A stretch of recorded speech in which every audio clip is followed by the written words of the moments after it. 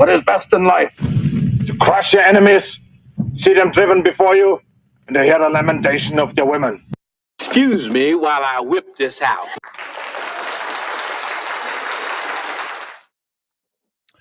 All right. What is it? Friday night? Must be Radio Baloney Live Friday. I'm your host, Richie Baloney.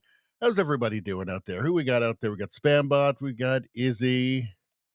It looks like there's a problem. I can't see the chat on the YouTube side. Unfortunately, something's going wrong in the studio over there, but hopefully you're there. Travis, how you doing? Good to see you guys. All right. Rosie, good to see you. All right. So, who got the first like? Because everybody knows we're streaming on Rumble, we're streaming on YouTube, we're streaming on X, we're streaming on Locals. Every time you like the stream, you get a free dose of good karma from Radio Baloney. It's the best kind of karma. Everybody says so. Everybody agrees. But when you get the first one on any of these, you could get this 4 times. It might be double, it might be triple, it might be quadruple, it might be quintuple, it might be 6 times as soon as they figure out what the word for that is. I don't know. So who got the first like so far? Who's got the first likes? Spambot got the first like. I'm saying quadruple good karma. Quadruple, that's 4. Nice, good work. Things are gonna go well tomorrow with that. Definitely a good sleep. Spambot says, I love the cries of the left about getting a taste of the cancel culture they created. Well, if liberalism is dead, it wasn't any Republican, it wasn't any conservative that killed it. It was the left. Let's see, any real liberals, they're with us now at this point. Spambot says it's so fun when they realize the dildo consequences is never lubed. And the thing is that this is not even comparable to what the left have been doing for the last 10 years, where like somebody like misgendered somebody or believed in basic biology. Like this is a reaction to extremism. Total extremism. People are getting canceled for wearing the wrong hat. This is not comparable. Sorry. And Jimmy Kimmel, that is not comparable. He told a lie about a crime on live television in front of what in the past would have been millions of people. But he told that lie in front of dozens of people live on television, network television. So this is not the same thing. And I don't believe them, and I don't care, because they don't want free speech for us. I want free speech for people who believe in free speech. You can't be the left, okay, the authoritarian left, and say, you don't get liberalism, right? Not for you, but we want it. We want you to treat you. We want you to be liberal. No, I'm sorry. The people who want everybody else at the table dead, they don't get a place at the table. Sorry. And this is not comparable, right?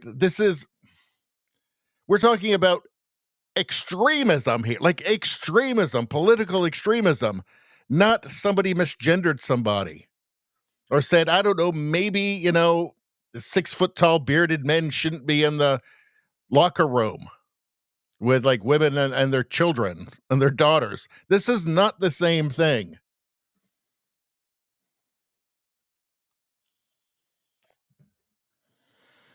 All right. Drama's got the second like. Rumble, first on YouTube. So that's quadruple on YouTube. That's 4 for you right there. Good karmas. And then that would be triple good karma on Rumble. That's 7 good karmas, my friend. I mean, you're going to have a great day today. And you got a great sleep tonight. If you've had any stomach issues, that's going to expect that to clear up. All that good karma.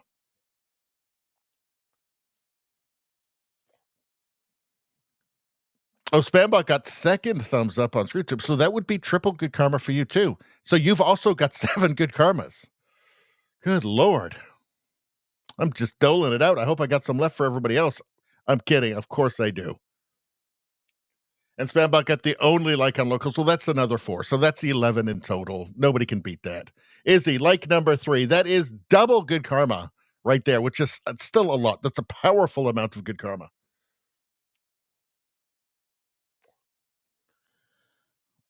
Let's see. Spambot says if you subscribe for a month on his locals on the My Locals channel and set up notifications, you will still get notified even when the sub expires.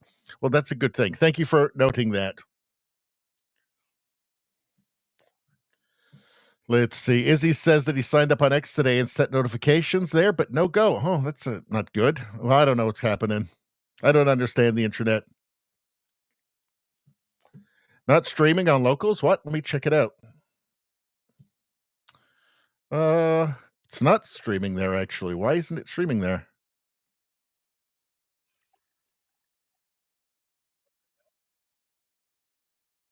Really acting weird. Yeah, it's streaming. All right, there we go. Yeah, it's working.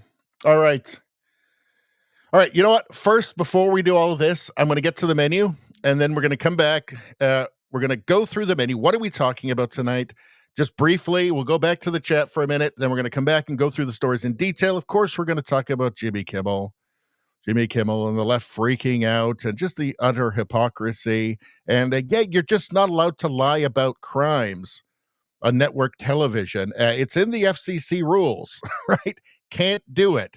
Kash Patel, who is, I know that there have been some problems, but he's really good in these situations at these hearings, especially when he's just a bulldog against just the weird performative Democrats who are totally insane.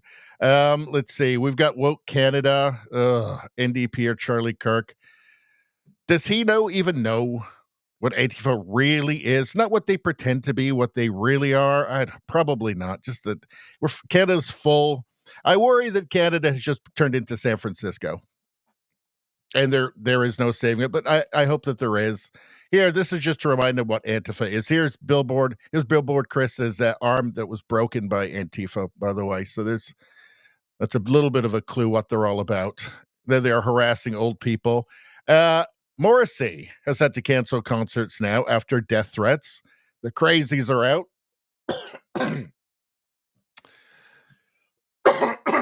Pardon me. So yeah, expect just more and more and more of this, right?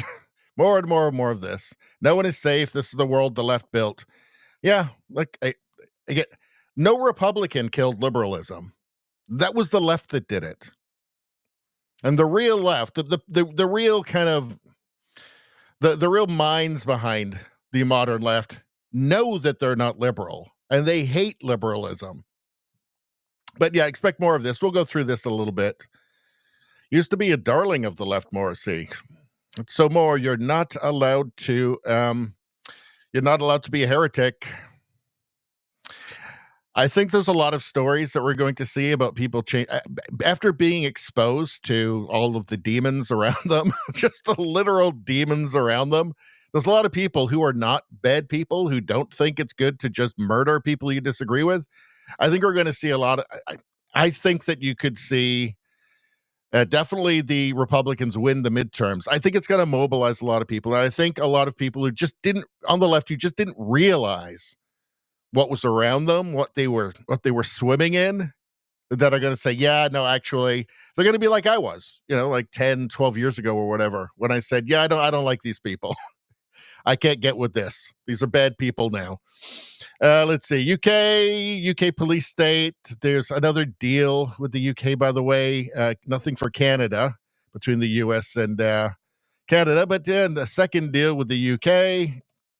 Let's Canadian economy not going great. We have the BC Ferries deal here. Cardies, everything's going to be built Canada and Canada, except all these ferries that we're going to bankroll for China to do it. Huh. It's almost like China and Carney love each other. It's almost like they should get married, I think. I think they should get married.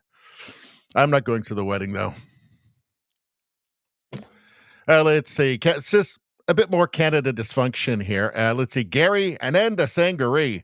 I forget names all the time. I always remember Gary Ananda Sangari because I had to practice it because it's so long. He's the public safety minister who's supposed to deal with like the terrorism files. He can't deal with all the terrorism files because of connections to terrorists. That's Canada now. Anyway, we'll talk about that briefly. We got memes. We got memes, people. Look at these. Need a bigger mental institution. Sure we do. We got lots of memes, lots of them, and we're going to have a good time. And all those memes, the meme review, which I will clip, you'll find on the new channel. We'll get to that in a minute. More Canada. Cardi doing a little Potemkin Village a publicity spot here. Little press spot. He basically constructed a little Potemkin Village to do his press conference at, and then it was all torn down. It was about housing. It's very typical. Everything is just a charade. Everything is a lie. Yeah, so deal with that between the U.S. and the U.K. Nothing coming for Canada. We'll talk about that a little bit. Woke Canada. Did I already have a Woke Canada? I sure did. Why do I have that there? Let's get rid of that tab. Far left extremism, we're going to talk about that, obviously. We're going to talk about Canadian crime, obviously. We're going to talk about Pierre Poilievre, and he's doing a very good job in Parliament, which he's born to do it. We've got some stuff on Canadian, just the lunacy around Canadian immigration, the foreign temporary worker program, how it just looks like a giant scam. And then we got the last one. This is the last tab. And it's a bunch of random stuff. We got like weird drone stuff, and we got this. A lot of this is palate cleanser stuff, just nice stories, weird pictures of like rodents and flowers that Rosie sends in, of course. And yeah, like some kind of wholesome, funny stuff and cats and all this. We like to end off the stream with this kind of stuff. Ooh, what's this? What is this? Is that insect-sized spy drones? Uh-oh. I don't like the sounds of that at all. I guess we'll have to find out about that. Let's see. Doctor leaves patient mid-operation to have sex with a nurse. Did she look like Sydney? Was the nurse Sydney Sweeney? Because then, I don't know. I mean, I'm just saying. Yeah, guy talking to his cows, crazy cat lady, big fat guy in a tiny car. He can't even fit both legs in there. Where the hell is that? Cat looking pensively out the window. Victor Davis Hansen, a bunch of random stuff. We got some comedy. Bill Maher. That's all the stuff we end off the stream with. That'll probably be like an hour or something. All right. Before we get to the chat, everybody go to my new channel, my new Radio Baloney News channel. And yeah, so if you're on YouTube right now, you're watching this channel here, Radio Baloney, with 13,000 subscribers. And these live streams will continue to be on here. All the Canadian news will go into this channel, but everything else, the U.S. news, world news, meme reviews, crazy woke people, all that kind of stuff going to be going on Radio Baloney News. Beautiful new channel. Everybody loves this channel. Everybody agrees. I just started a couple weeks ago.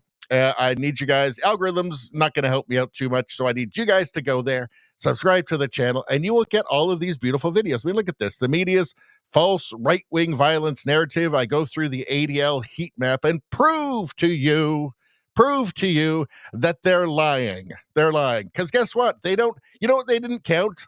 They don't count? They didn't count the ICE riots in LA as left-wing extremism or terrorism or whatever. They don't count that stuff. They didn't count the George Floyd riots. Can you believe that? They had 5,200 right-wing events in 2020, 9 for the left. I show you how they rig the numbers here, and it's so obvious and so transparent. We've got propagandist fired Jimmy Kimmel. We've got Kash Patel hearings. We've got the no unity speech from J.D. Vance here. We got far left isn't fringe anymore. It's more like the norm. It's half of them. It sounds like all these wonderful videos and more, plus YouTube shorts and all kinds of fun things. Go there, subscribe. You're going to enjoy it. It will help me. It will make me very sad if you don't do it. Very sad. Probably send me into a deep depression if you don't. I'm talking to you right now. All right, let's get to the chat. Let's see. What the hell are you guys talking about? And I think there might be a chat with it looks like maybe the chat is, it looks like there may be a problem with the chat. Yeah, there's a problem with the chat on YouTube. I don't know if the chat's even working over there. So, and if it is, I'm not seeing anything come through Rumble Studio, which is synced to it. So, yeah, normally we would have heard from somebody by now. So, I don't know. My apologies if the chat's not working over there on YouTube. Maybe I will go in and check. Give me 1 second, everybody. Hold on. Let me just check. You guys can watch the lady show while I do this. What do you call those things she's standing on? What are those things called? I feel like it'd be called like a zoomer or something like that. I don't know.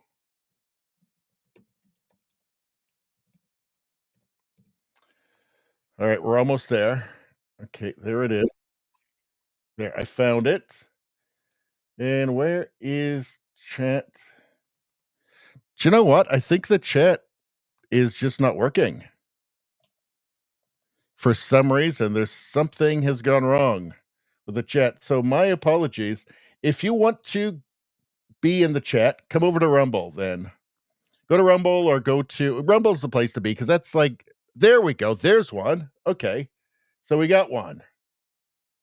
Because it's not, I'm trying to open it up on a different page here, the chat, and it's not actually opening. That's really weird. Okay. I don't know. I didn't update my computer or anything, so Eve Samart says it's working. Anyway, good to see you. All right. So that's good to know. I do get the YouTube chats through the Rumble Studio, so that's good times. All right, let's get through the chat a little bit. Blah, blah, blah, blah, blah. La, la, la. Da, da, da, da. Let's see. What are you guys talking about? Spambot says, before I divorced, I lived in Calgary. When we split, I wanted to live in a small town or rural. Millet is small enough to be a good compromise. Where's Millet? I don't think I've heard of it, actually. I like Alberta, but I don't think I've been to Millet. I've been to Calgary. I've been to Edmonton. I've been to Red Deer. I've been to Drumheller as well. Let's see. And other places. Let's face it.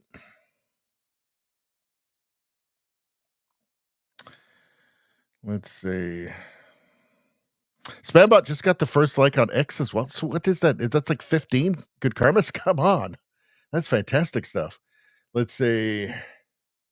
All right, I got to skip down a little bit here. I'm going to skip down because we should get started. We're already 20 minutes in.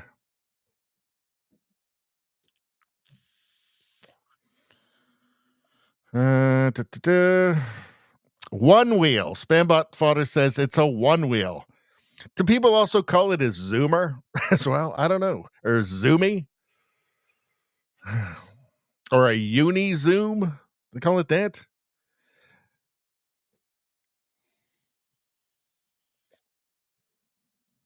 Rosie says, I watched the event video on Radio Baloney News. Very revealing. Nothing we didn't know, but you clarify and take it out of the shadows. Well, I just showed you how transparent it is. Like in that video, and that's on Rumble. Don't worry about 2-channel stuff. It's just the one channel there. It's all going to stay on the same channel, which is good for Rumble because I have 2 YouTube channels, I've got to make more videos to populate both of them. But they all go onto X, and unless X won't upload it, which happens sometimes, but they all go up on Rumble. But yeah, I mean, watch that video if you want to know. Like, if I just had a friend I was talking to, a liberal friend I was talking to on the phone last night, says, "Yeah, but you have to say that the right commits far more violence than the left." Right? I said, no. I says, oh, but there's all the studies. I said, watch my video. I said, go to the ADL heat map and check out for yourself. Look for the left-wing extreme. Look for the LA ice riots. Look for the George Floyd riots that lasted months, couple of $1 billion. Half a dozen people died, looting, arson. There was lots of political violence in that.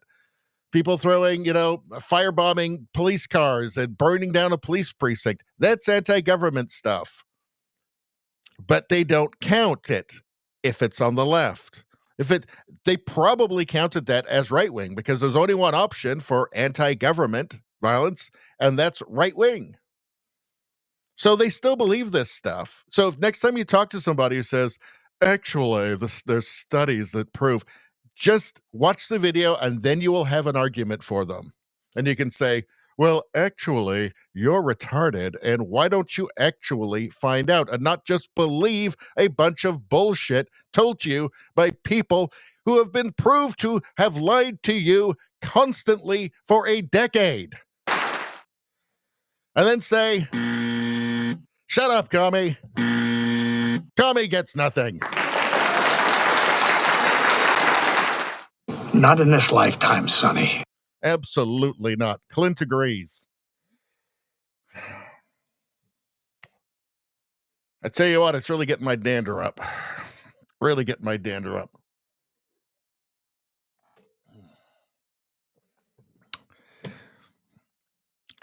Dramus says, Eves is Dramus on Rumble. I know that. You think I didn't know that? I knew that. Of course I knew that.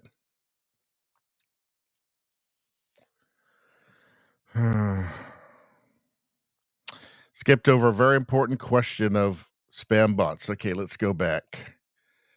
Spambot says, and we're dealing with this, by the way, so we're covering this tonight in the stream. Now that Trump is listing Antifa as a terrorist organization, when is the U.S. military going to roll over the liberals in Canada who are in bed with these agitators? Well, there's a couple of things. We're going to get into it. We won't cover it extensively right now, but there's not actually a legal mechanism to declare a domestic group a terrorist organization. You can do that for foreign groups. Could not do it for domestic groups, and I think there's probably really good reasoning behind that. But that doesn't mean that you can't say, FBI,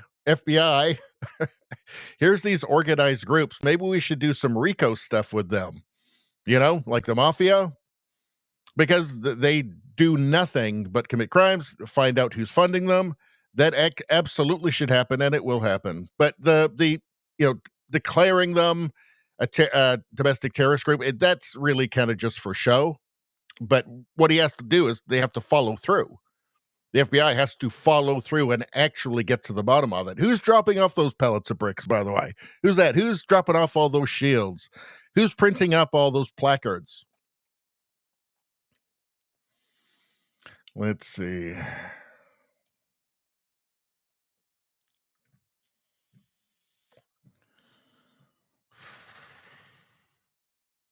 All right, so we got to that question there, but we're going to talk about that more. Let's just get to, we're 25 minutes in already. We've barely done nothing. We ain't done nothing. I guess we should get to it. All right, people. Let's do this. Everybody subscribe to the channel. Become a channel member. It's the best thing anybody can do for the channel to help support the channel, whether on Rumble or on YouTube. I got a few over on YouTube too, but I got like 20 over on Rumble, and it's pretty nice. It makes me feel good about myself, obviously. And like the stream and get your free good karma. Get your free good karma right now. Listen to this. I heard about this guy. He watched. Big fan of the show. Watched every stream. Always liked every stream. Multiple platforms. So anyway, this guy that I heard about, he was watching the stream and he was not feeling that good. He's a little under the weather and he kept thinking, well, I better get my good karma and like the stream. But he just wasn't, I don't know, just wasn't up to it. He was feeling sick and he kept saying, I'll do it. But he was feeling so kind of tired. He just didn't even bother moving his hand. So anyway, he watches the whole stream. And he gets to the end, and he goes, I forgot to like it. While it was on air. And then he thought, well, if I like it now, that still counts, right? And then, he said, whatever, it doesn't matter. I'm sure it's not real, the whole karma thing. That's what he said to himself, apparently. This is what I hear. So then he goes out. He goes out for his job. Now, his job is as a grave robber. That's how he fed his family. Right? That was his career. He was a grave robber. So he'd rob graves, like, valuables that people are buried with and jewelry and stuff. So he goes out driving around to find some graves to rob. And he finds this super swank cemetery. Obviously a lot of money there. So, he kind of gets past the security. It's like electric fence, but he knows what he's been doing. He's been doing this for years. He's a pro. He's a professional grave robber. And he gets he gets in there and he starts digging this grave, and he's digging for it's really deep, really, really deep. He's digging for like 4 hours. He's exhausted. He's like all sweating and he's dirty and everything, exhausted at this point. But finally, that shovel hits the top of the coffin. He hears that thump hitting the top. It's like, oh, finally. And he reaches down. He's exhausted, and he lifts up with the last bit of his strength, lifts up the top of the coffin and falls right in because he's so tired. And as he falls in, he hears this snap and he feels this pain in his leg. Well, the skeleton in there, one of the leg bones snapped when he fell in, and the sharp, very sharp end of it stuck into his leg. There's blood and stuff. Now, what he didn't know was that skeleton in there was Liberace. And as everybody knows, Liberace died from Liberace AIDS, which is the most powerful AIDS that there is. Like doctors and like researchers, they call it literally Liberace AIDS. It was so powerful that it was still on his bones. And it got into the guy's leg. 2 days later, he was dead. Dead. You know what the doctor said? Doctor said, that was some really bad luck. That's 1 in a million. The guy could have used some good karma. Good karma. That's the story I heard, folks. That's the story that I heard.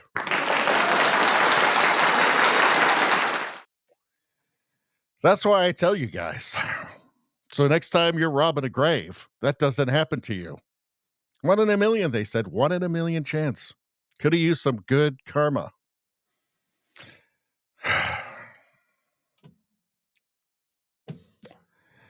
All right.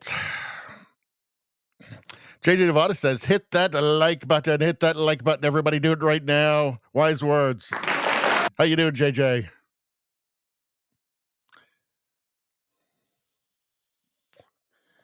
All right. All right. Anyway, I hope you guys like that story. That totally true story. It's really just it's a warning. It is a warning. I will say that. All right. So from Jesse Waters, Jimmy Kimmel was planning on doubling down and attacking MAGA again before he got suspended. So what do we know about this before we get to this video? We know that Jimmy Kimmel lied on network TV about a crime. Very callously so as well. And his whole demeanor was extremely callous, right? And you're not allowed to do that. It is literally, hold on a second. It is literally, it breaks FCC regulations. False information. Broadcasters cannot broadcast false information about a crime or catastrophe if it is known to be false and could cause substantial public harm. All of the information coming from the authorities was that this was a left-winger, that this was a radical leftist. So claiming he didn't know, no, that's not going to hold water. He had plenty of time to find it out. I'm sure they have lawyers. In fact, they do, by his own admission, have lawyers that go through everything. So they certainly would have known what was going on. And what did he say? Let's go back to it. Let's go watch it one more time here. What did he say? Okay, hold on. It's down here. You guys are used to this. Me just scrolling endlessly trying to find the things that I can't find. Here we go. So what did he say? And we only need the first part. That's the only important part here.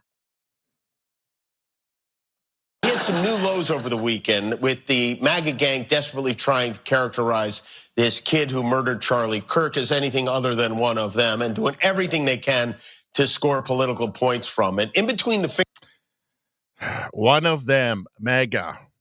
See, that's not true. That is not true. Let me refer you again to this FCC regulation about broadcasting false information about a crime or catastrophe if it is known to be false. So we know that. We know that this wasn't him telling a joke. That wasn't a joke. I just showed it to you. That was not a joke. Okay? That was just a lie. That was just him lying about a crime. And very callously so as well. And just in a totally partisan manner. So, no, he wasn't canceled for a joke. He was canceled for making a false assertion. Also, his ratings had cratered and were half. His ratings had cratered by half. Okay, so he had about 1 million viewers, about under 200,000 in the key demo, the people that buy everything. That's way worse than lots of YouTubers. We know that these shows are very expensive. We know that Stephen Colbert was losing $40 million a year before it was announced that his show would not be picked up again. Jimmy Kimmel. I think that I think that we can make the assumption, probably losing a lot of money. His contract was coming up in 2026. It seems pretty likely they were looking for a way out of losing a bunch of money with Jimmy Kimmel. Now, you had affiliate stations that were not going to be carrying the Jimmy Kimmel show after his appalling partisan performance. So this was a financial decision. The FCC did not actually do anything, right? There was a couple of statements informally made, but they didn't actually do anything, right? Jimmy Kimmel, is the host of supposedly an entertainment show, said something that, for one thing, he lied about a crime, about a political assassination, and just absolutely appalled probably more than half of the United States, actually. So, I don't know. Who wouldn't expect something, there to be consequences from that, right? He's not being kicked off social media. He's not being prosecuted. It's just after years of every night pushing out the exact same grotesque propaganda and genuinely hate-filled propaganda, it was too much. There's a straw that broke the camel's back. The network was looking for a way out anyway, and he gave it to him. Let's take a look at this. Mickey Mouse pulled the plug, and Jimmy Kimmel's not happy. ABC suspended his late-night show indefinitely. He was spotted storming out of the studio last night and hopping into a getaway car. Even across the pond, Trump couldn't resist. Jimmy Kimmel was fired because he had bad ratings more than anything else, and he said a horrible thing about a great gentleman known as Charlie Kirk. And Jimmy Kimmel is not a talented person. He had very bad ratings, and they should have fired him a long time ago.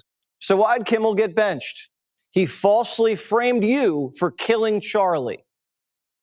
We hit some new lows over the weekend with the MAGA gang desperately trying to characterize this kid who murdered Charlie Kirk as anything other than one of them and doing everything they can to score political points from it. Almost half of ABC's affiliates were threatening to black out his show that night. Advertisers were burning up the phones. ABC executives were getting flooded with emails. Disney boss Bob Iger wanted Kimmel to apologize, but Kimmel said, "No way, Bob." Jimmy wanted to go on his show last night, and in his monologue, I hear that he wanted to address the backlash from the right regarding his commentary about Charlie Kirk's charged killer. And I hear that monologue was very hot. It very much took aim at MAGA, and that is when the executives said, "We can't have him go on the air tonight." Little Jimmy. I want to show you something else. We'll get back to this. So they wanted him to apologize. Okay.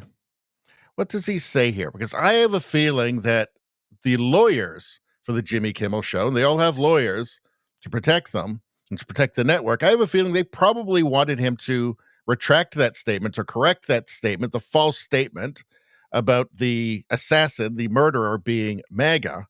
And he refused that night. Let's take a look. He decided to insinuate pedophilia. Don't make up lies. In fact, we have a team of people who work very hard to sift through facts and reputable sources before I make a joke. And that's an important distinction, a joke.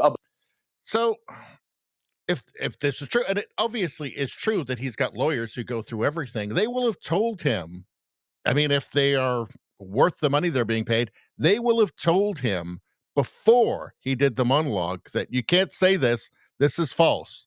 This breaks FCC regulations because it's a lie that you know is false about a crime.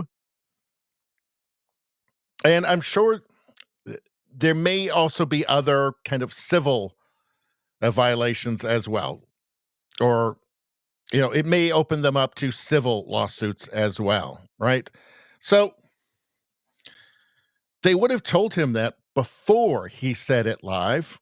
They would have said after he said it, you're going to have to correct that statement. He refused, and he was refusing to do it on the next show. So if you want to blame anybody for this, blame him.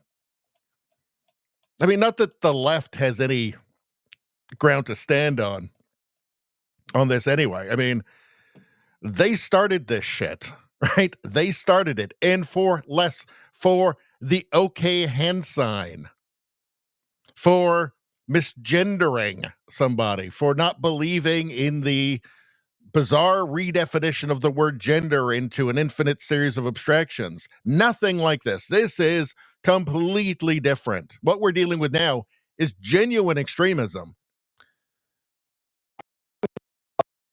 First,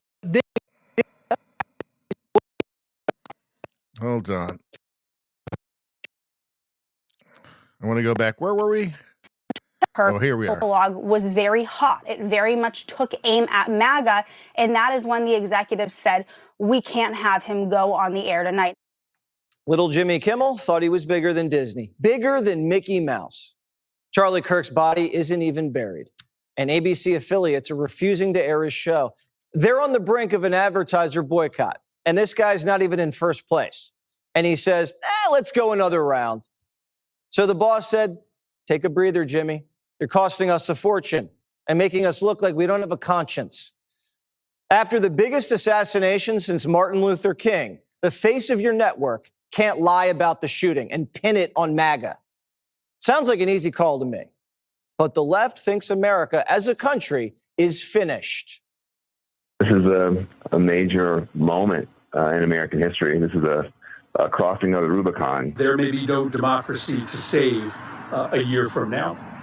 This is a red alert moment. If you're not paying attention now and doing something about it, well, then you're going to have to sit down the rest of your life because democracy is being taken away. Ribs want libs to do something. Where was all of this while like Megyn Kelly was getting canceled and Roseanne was getting canceled? Like Tucker got fired. Like where were these people during all of that? It's totally baffling, right? I guess they did. I've showed you the clips of Jimmy Kimmel celebrating people being canceled, for God's sakes. About it. Well, they already shot Trump and killed Charlie. What does he have in mind? Charlie Kirk got murdered in cold blood for speaking his mind. But a comedian getting suspended is the turning point in American history. Fang Fang's boy toy, who never fought for any of your jobs, is fighting for Jimmy's. You are wearing a hat. What does that hat say? You're damn right I am, John. I was a guest on the Jimmy Kimmel show. He, every night, has a right to come into any house that wants to watch and entertain Americans, just as Greg Gutfeld on Fox has a right to be not funny and go on his network and entertain. You don't have a right to say whatever you want on network television. They're public airwaves. You're not going to... Yeah, like, can I have a show? Can we all get shows? Can everybody just get a show right now? Do we have a right to it? Apparently, we all apparently. Hold on. Apparently, every human, it's a human right to have a network talk show. All right, to get thrown in jail if you drop the F-bomb or crack an ethnic joke, but you're not going to last long. Network television has standards of decency, decorum, taste. Legally, what's on the public airwaves is supposed to serve the public interest. Lying about a crime is actually a big no-no on the networks. They can lose their license. Now, Jimmy Kimmel's not entitled to his job. He said the wrong thing, and now he's in a little trouble. It's happened to a lot of us on TV. ABC suspended Brian Ross for pinning a shooting on the wrong guy. Sound familiar? Whoopi for mangling the Holocaust. Bob Greasy for a taco joke. And they fired Limbaugh and Roseanne for racial stuff. ABC fired Bill Maher for calling the 9/11 hijackers brave. We have been the cowards, lobbing cruise missiles from 2,000 miles away. That's cowardly. That's Staying in terribly- the airplane when it hits the building. Say what you want about it, not cowardly. You know, at the time, I thought Bill Maher should absolutely not be canceled for saying that. I mean, it is true. I mean, obviously, I am not in favor of that, clearly. But I mean, that statement of, yeah, it's not like staying in the plane is not cowardly, right? It doesn't matter how deranged these people are, right? But he should, at the time, I said he should not be. And back then I was liberal, but like more of like a real, like traditional liberal at that time, right? I know back then he was right. And you know what? Still now, I think that was a correct statement. I mean, it doesn't mean that obviously it was an enormous catastrophe, which has had ramifications that have been negative through the decades, right? But what he said there wasn't false. That wasn't a lie. Did he have a right to say that? Yeah. Was that the wrong thing to say right after 9/11? Yeah. We were still pulling bodies out of the smoking rubble at Ground Zero. And Maher was calling Al-Qaeda courageous and America a bunch of wimps. He didn't get sent to prison, just to HBO, where a guy with his material belongs. Toobin got caught playing naked solitaire on the work Zoom. CNN suspended him, and now he's back. Sometimes we screw up. I forgot about that. Lubin Toobin. That's what we're called, Lubin Toobin. And they did bring him back. I mean, that's one right there, where the guy's on a Zoom meeting and he's lubing it up to his coworkers. Oh boy. I mean, I think that's fair. I think if the coworkers say, I don't really want to work with that guy anymore, I do think that's fair. But the point being that the whole free speech thing is just kind of moot with this because it doesn't apply. I mean, he made a false statement to his audience about a crime. Aside from there's any kind of moral issue or decorum or anything like that, he made a false statement to his audience on network television about a crime, very, very serious crime, and then he refused to correct it. Just he has to know, lawyers have to have told him, no, you're wrong about that. It's pretty much open and shut at that point, right? This is not a free speech case. This is about lying. All right. Did I have anything else here? Now, let's move on. Let's go back to the chat for a minute. Hold on.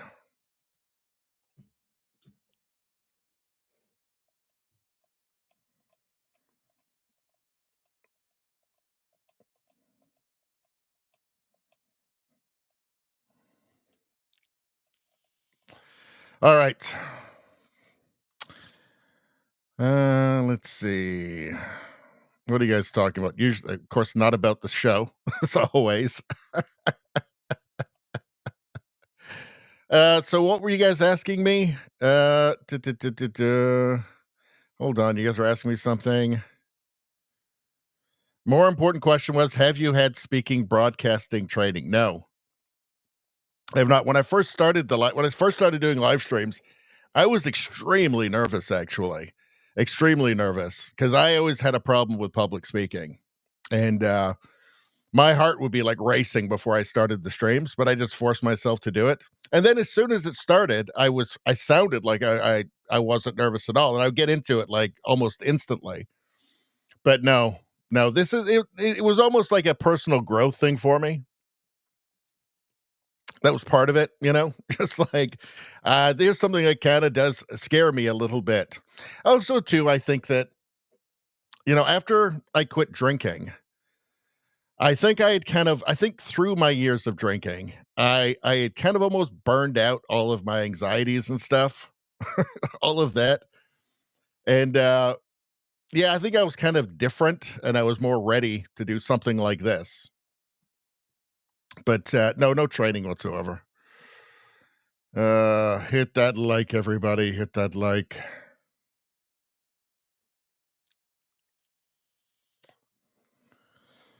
Let's see. Figured it out, Rosie says. Since RB will not answer, I will decide Richie has excellent speaking training. Nope, none whatsoever. Storytelling education. Well, I've done a lot of writing. I've written like a couple of novellas and stuff, and not published. And I've always been a reader. I've always enjoyed reading. Someone wicked taught him creepy story crafting. No, that's just out of my dark, dark black soul. Let's see.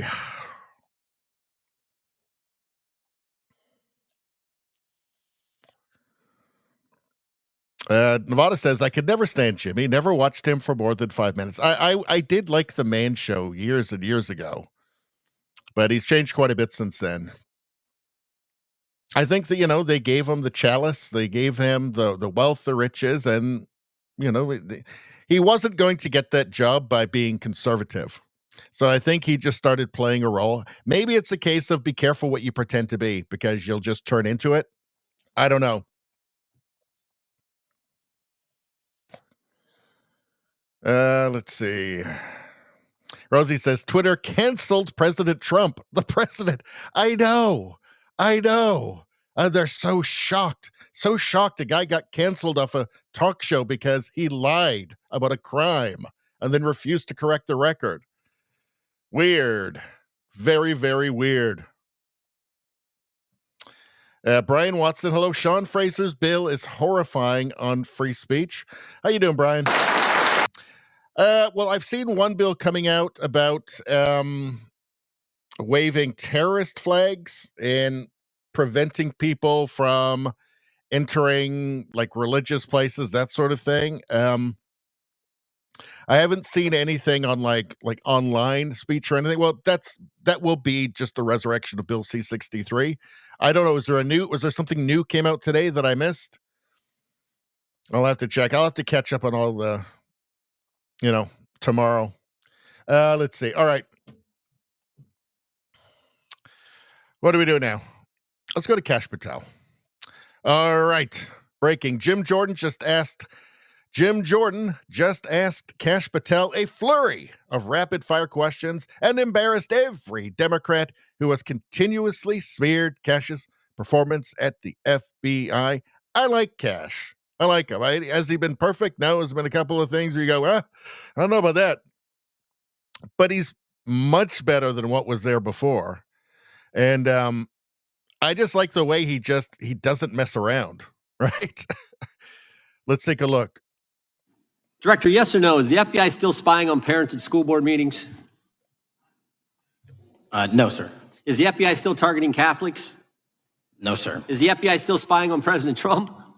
I don't believe so. Is the FBI still censoring Americans? No, sir. Is the FBI still targeting Americans for shopping at Cabela's or purchasing Bibles?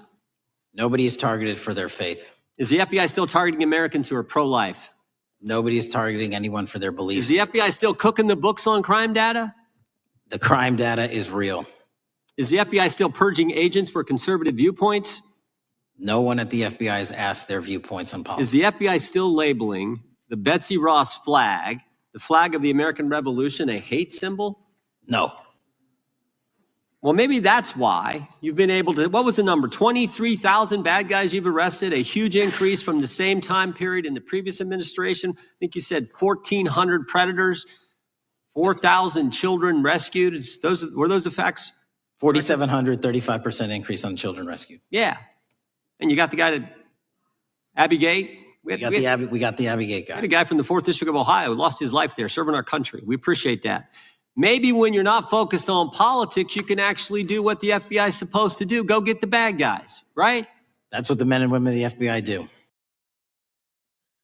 So you have to assume, since there's, I mean, it's many, many, many thousands of people, you have to assume that there are still activists, there's still people in the FBI and, leftist, progressive, Marxist cells in there. But even if half of that is, I'm not saying that it's only half. I'm saying there's probably still problems, but massive improvement, right? Massive improvement. I mean, moving it into the right direction. This is, all these questions, these things that were happening under the Biden administration. This is the authoritarianism. This is the authoritarianism everybody should be afraid of, right? Still targeting Catholics. No, that's targeting religious. There is the authoritarianism there. Is the FBI still censoring Americans? No.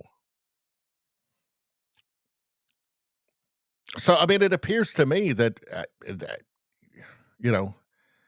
it's not the authoritarian is on the wane. The authoritarianism is on the wane. And I don't think that, a late night talk show host, losing his job because he lied about a crime on network TV, I don't think that's evidence to the contrary. What do we got here? Let's see. FBI director to honeypot victim of China spy, Fang Fang. I call bullshit on your entire career in Congress. Well, how about that? So here is just this Eric Swalwell, of course, Chinese spy, Fang Fang, bang bang, Fang Fang fame. How is he still in government? He was literally sleeping with a Chinese spy. How? That should preclude you from ever having any kind of important, privileged, confidential information about the government ever again for the rest of your life. You've proven that you can't handle it and you're not responsible. There he is. Let's continue. To muster in their Director, constitutional I will obligation. work on the No. audio-visual capabilities. I'm going to of the borrow troops. I your don't think you can hear me. terminology and call I'm bullshit reclaiming my on your time. entire career in Congress. reclaiming my time, It has been Director. a disgrace to the American Director, I'm people. reclaiming my You time. can reclaim the muster in their Director, constitutional I will work. obligation. See what he's doing there. It's messy, right? It's chaotic, but why do anything else? Everything that's coming at you is just pure bull. It's all just performance and theatrics. So just do what Cash is doing. Just go on the attack. You might as well. What's the point? All Swalwell is looking for is is to misrepresent you in a soundbite. That's it. To be used to smear you later. That's all he's going for. Don't give it to him. All right. Brian says, yes, CPAC had his press conference. Hold on. Press conference this afternoon. Okay, so I missed that this afternoon. So, we'll deal with that on Sunday. All right. What do we got next here? Oh, yeah, there's Swalwell. We already did all of that. All right, let's move on. Woke Canada. On April 14th, this is from Leviathan. On April 14th, less than 30 days after retiring, former NDP politician Charlie Angus traveled to the Alberta Legislature building to deliver a puck emblazoned with Antifa to Alberta Premier Danielle Smith as she met with members of Donald Trump's team. I wonder if he regrets doing that now after everything with that. Well, just regular people are learning about Antifa. Doesn't look so good. 6 months later, Antifa is now a designated terrorist organization in the USA. Well, it's not actually, and you can't. But I think that you can't designate a domestic organization as terrorist organization in the United States. It's just the law.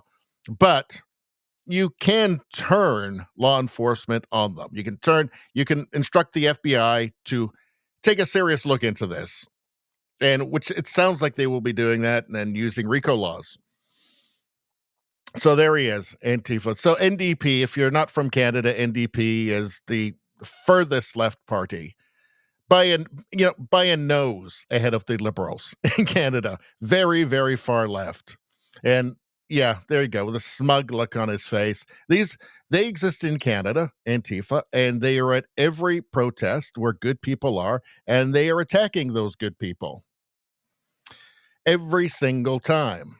They are the same everywhere in the world. They're just all drones for the same hive mind. And there he is. There's the NDP virtue signaling with his Antifa. Does it not seem odd to him that they act exactly like the people they are pretending to be against? Isn't that strange? Does he not know what these people are? Does this guy not know what a fascist is? I've been saying lately that they must not know what a fascist is, because otherwise they wouldn't be able to look in the mirror in the morning. Because they wouldn't be able to look at themselves in the mirror every morning if they do, because they'd see a fascist in the mirror. All right.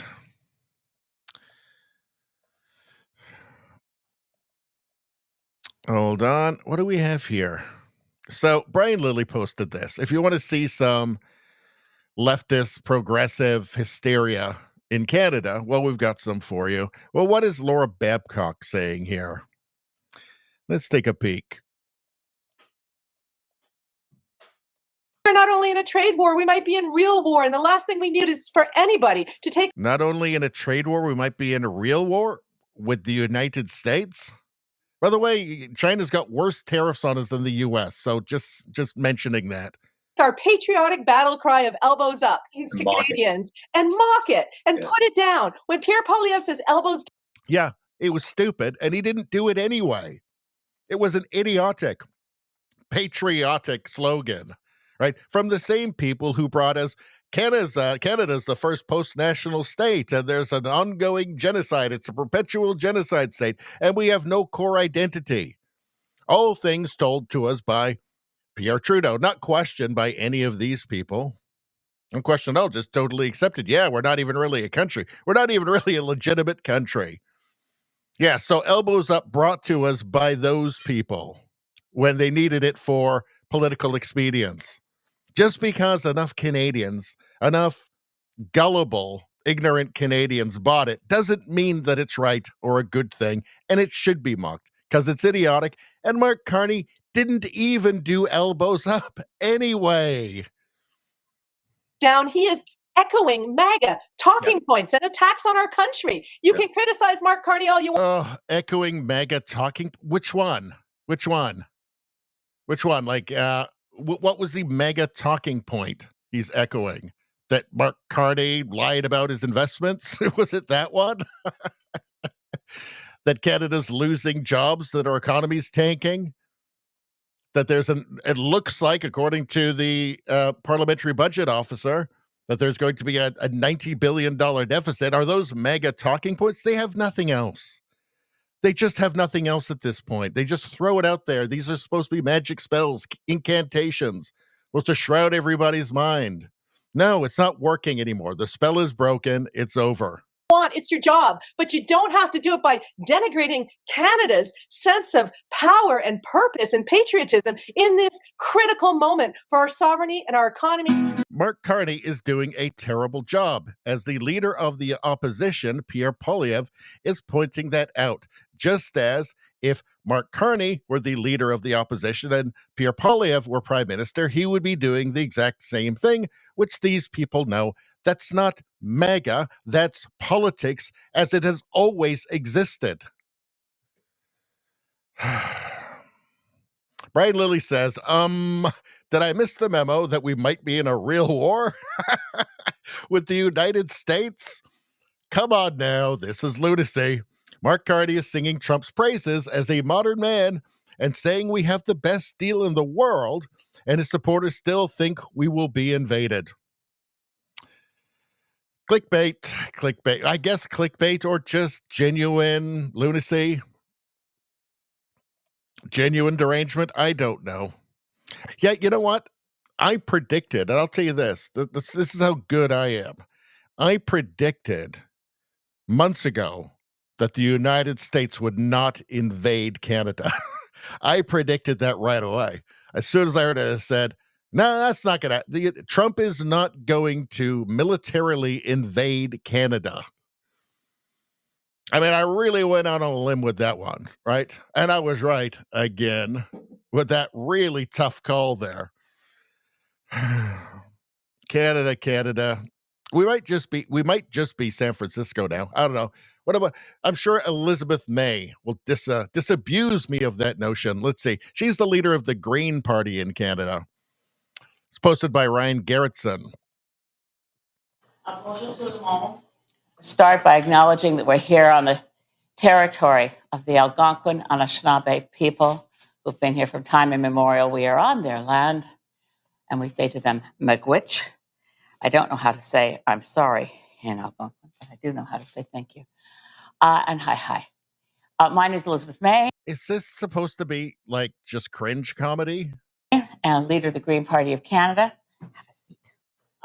What are they like remaking The Office and they're gonna make her the main character? Like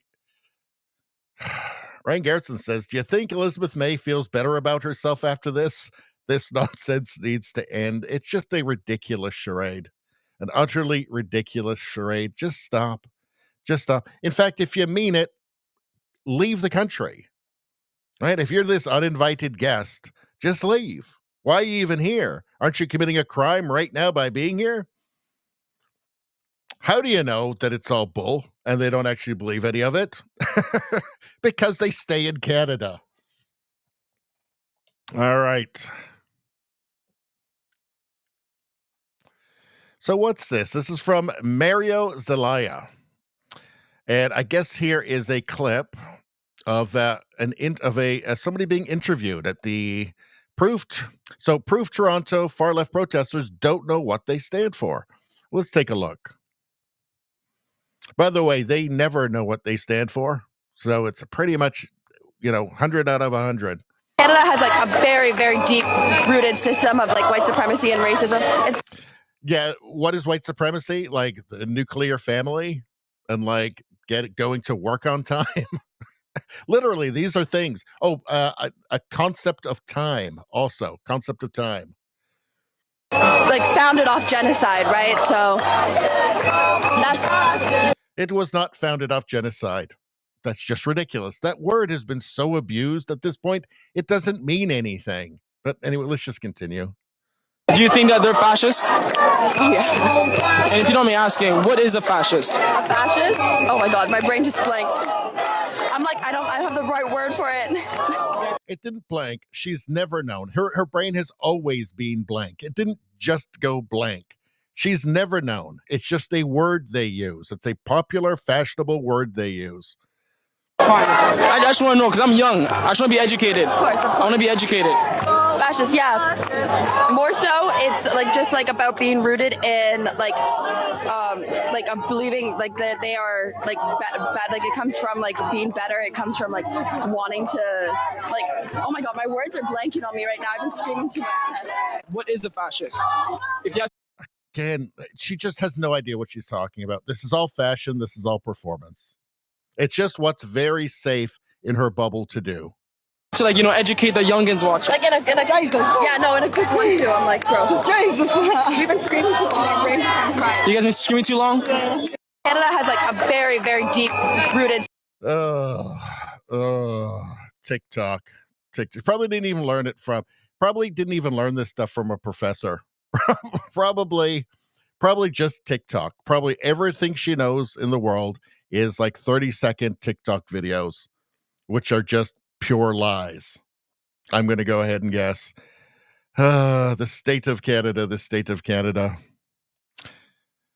I showed you this one here. Well, let me take it one more time. It's just so deranged. Love, love, love.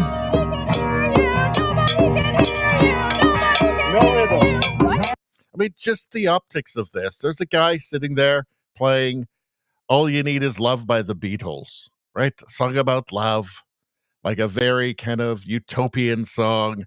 And she, what should really be like a leftist anthem, really, or a liberal anthem. And there she is banging her drum, saying, nobody can hear you, nobody can hear you, nobody can hear you, just blocking it all out. This just explains the modern left so well. This illustrates so well what they are. They're this. They are dysfunction and they are chaos. And they're also violence as well. She's not being violent, not being physically violent, right? But this is the kind of attitude of somebody who will. It's a shut you out. Nobody can hear you. Nobody can hear you. I'm not going to let anybody, even just playing a song. Nobody's allowed to do that. Nobody else is allowed to have any opinion except for us. All right. Let's get back to the chat. Oh, yes. I wanted to woke Canada. This guy, this Charlie Angus gave this Antifa puck to Alberta Premier Danielle Smith. Antifa. Who is Antifa? Well, they're the guys who attacked and broke Billboard Chris's arm. Billboard Chris is peaceful. March 2021. But yeah, Antifa seems to be more than just an idea. This was a premeditated attack in Montreal. 6 people. Some had already fled in a car. My body cam was stomped on in the middle of the street, so I filmed the last minute with my phone while blocking 4 blows aimed for my head from a traffic cone. The base of those things is very dense, so one snapped my ulna. Police wouldn't even investigate. No media reported on it except the great Mr. Andy No. And I think that, the Charlie Anguses of the world, that's the way they like it. They don't want people to find out who they really are. I think he is, I suspect that he is a Stalinist. I think he probably loves Mao. He probably thought the Cultural Revolution was a great idea. Probably thinks that the Red Terror was a great party. I don't trust them. I don't trust those commies. I sure don't trust them at all. Because if they know anything about their ideology, they know how bad and evil it is and what it does to people. Yet they still like it. They still want to do it. It's almost as if they have bad intentions. All right. Let's get to the chat. Let's get back to the chat. What's going on?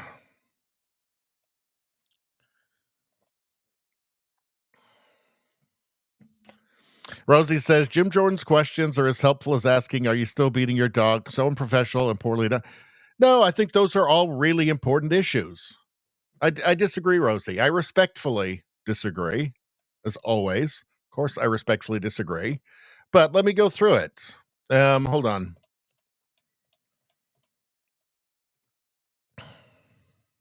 Is the FBI still spying on parents at school board meetings? That was outrageous. That was outrageous, obviously politically motivated, obviously used to politically and intimidate parents, just parents. Okay, so that's important that that's not happening. Is the FBI still targeting Catholics?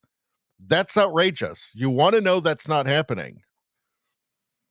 Is the FBI still censoring Americans? Extremely important, as long as all this is actually happening. Is the FBI still targeting Americans for shopping at Cabela's or purchasing Bibles? Purchasing Bibles? It shows you the FBI was turning into the KGB. This is all really important stuff. So, and all of it is. And so I respectfully disagree. I know there's other issues pertaining to a certain island. I know. But anyway, I've made my point. Let's see. Nevada says Antifa is a terrorist group officially out. No, it's not. It's not legal. There is no legal classification for a domestic group in the United States. It's terrorist. There's foreign terrorists, but you can't label a domestic group a terrorist.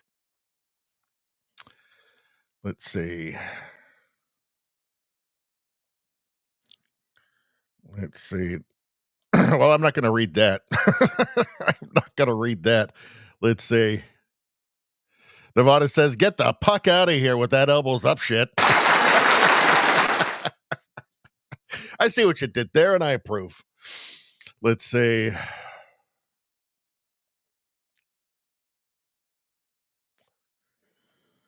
Let's see. Nevada says, war's already over, US one. Well, I think you got a point there. Canada's going to lose no matter what happens because we're determined to lose. Let's see. Nevada says you better fix that border before we head north to conquer Greenland.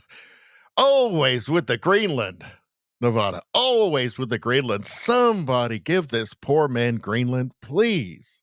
Can't you see how much it's hurting him not having Greenland? I approve. I approve of JJ Nevada having Greenland. I advocate for that. Rogue Thought, how you doing? Let's see.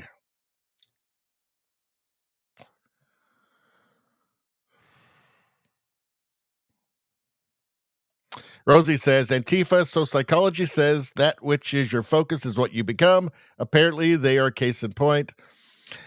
Yeah, I mean, they're revolutionary communists are what they are. And it's just a scam. The whole thing is a scam, right? To trick people. It's not even a particularly clever trick. Just pretend, be a revolutionary communist, want to be Stalinist, right? And then pretend everybody who doesn't want Stalinism is a fascist.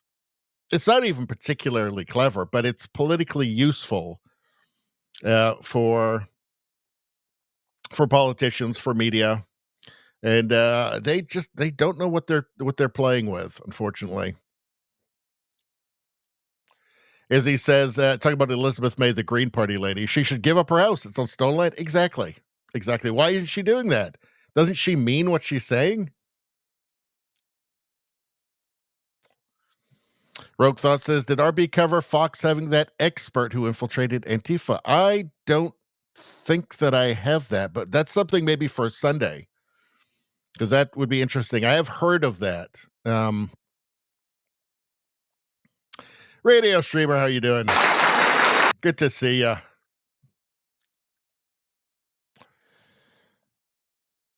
Let's see. Hello, my fellow degenerate orange Hitler following. Meat byproduct free, wholesome grain-fed Balonians. Grain-fed. I'm a little bit grain-fed. Let's see.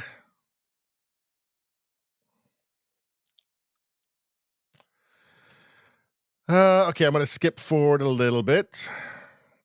Brian Watson says, still protesting Charlie Kirk attacking memorial.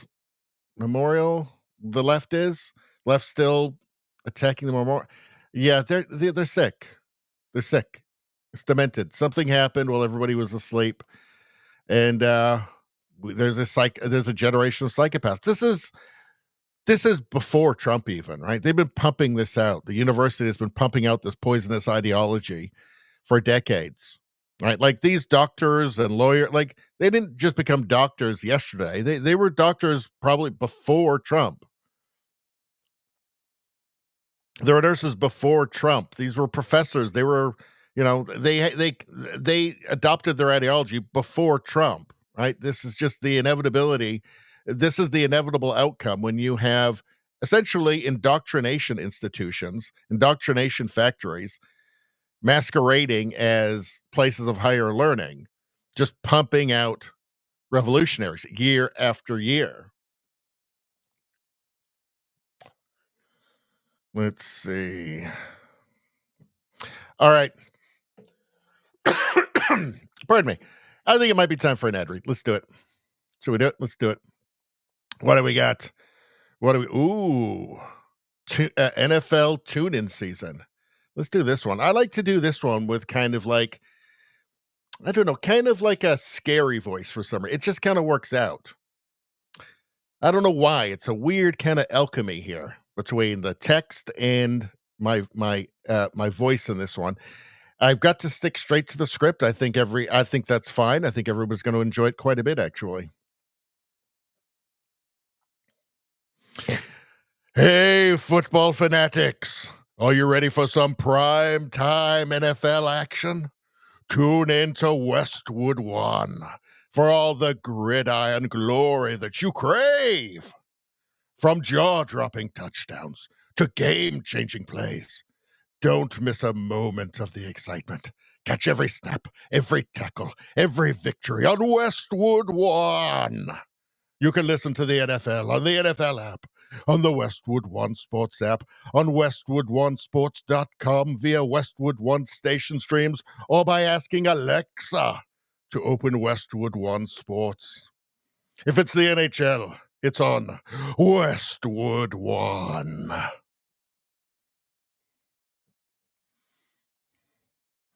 I feel it makes the ad read more powerful when I read it like that. I don't know why. It doesn't make any sense.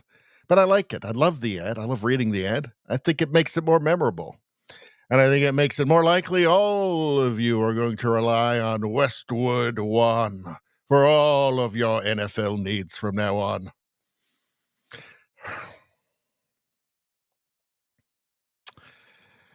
Now what are we doing?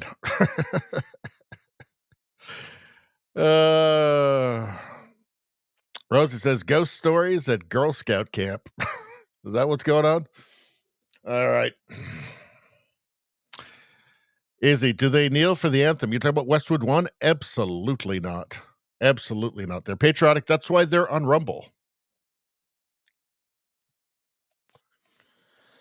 All right. All right. Let's get going.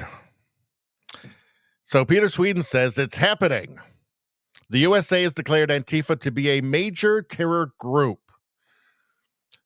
Now, this is really, it's just rhetorical from Trump, right? Because there is no legal mechanism to make them a domestic terror group or any group, domestic group. It can only be with foreign groups. But I think he's just signaling his intent to go after these groups. I mean, they are violent groups. They're constantly violent. They show up at every protest and are violent and take advantage of any chaos that's there.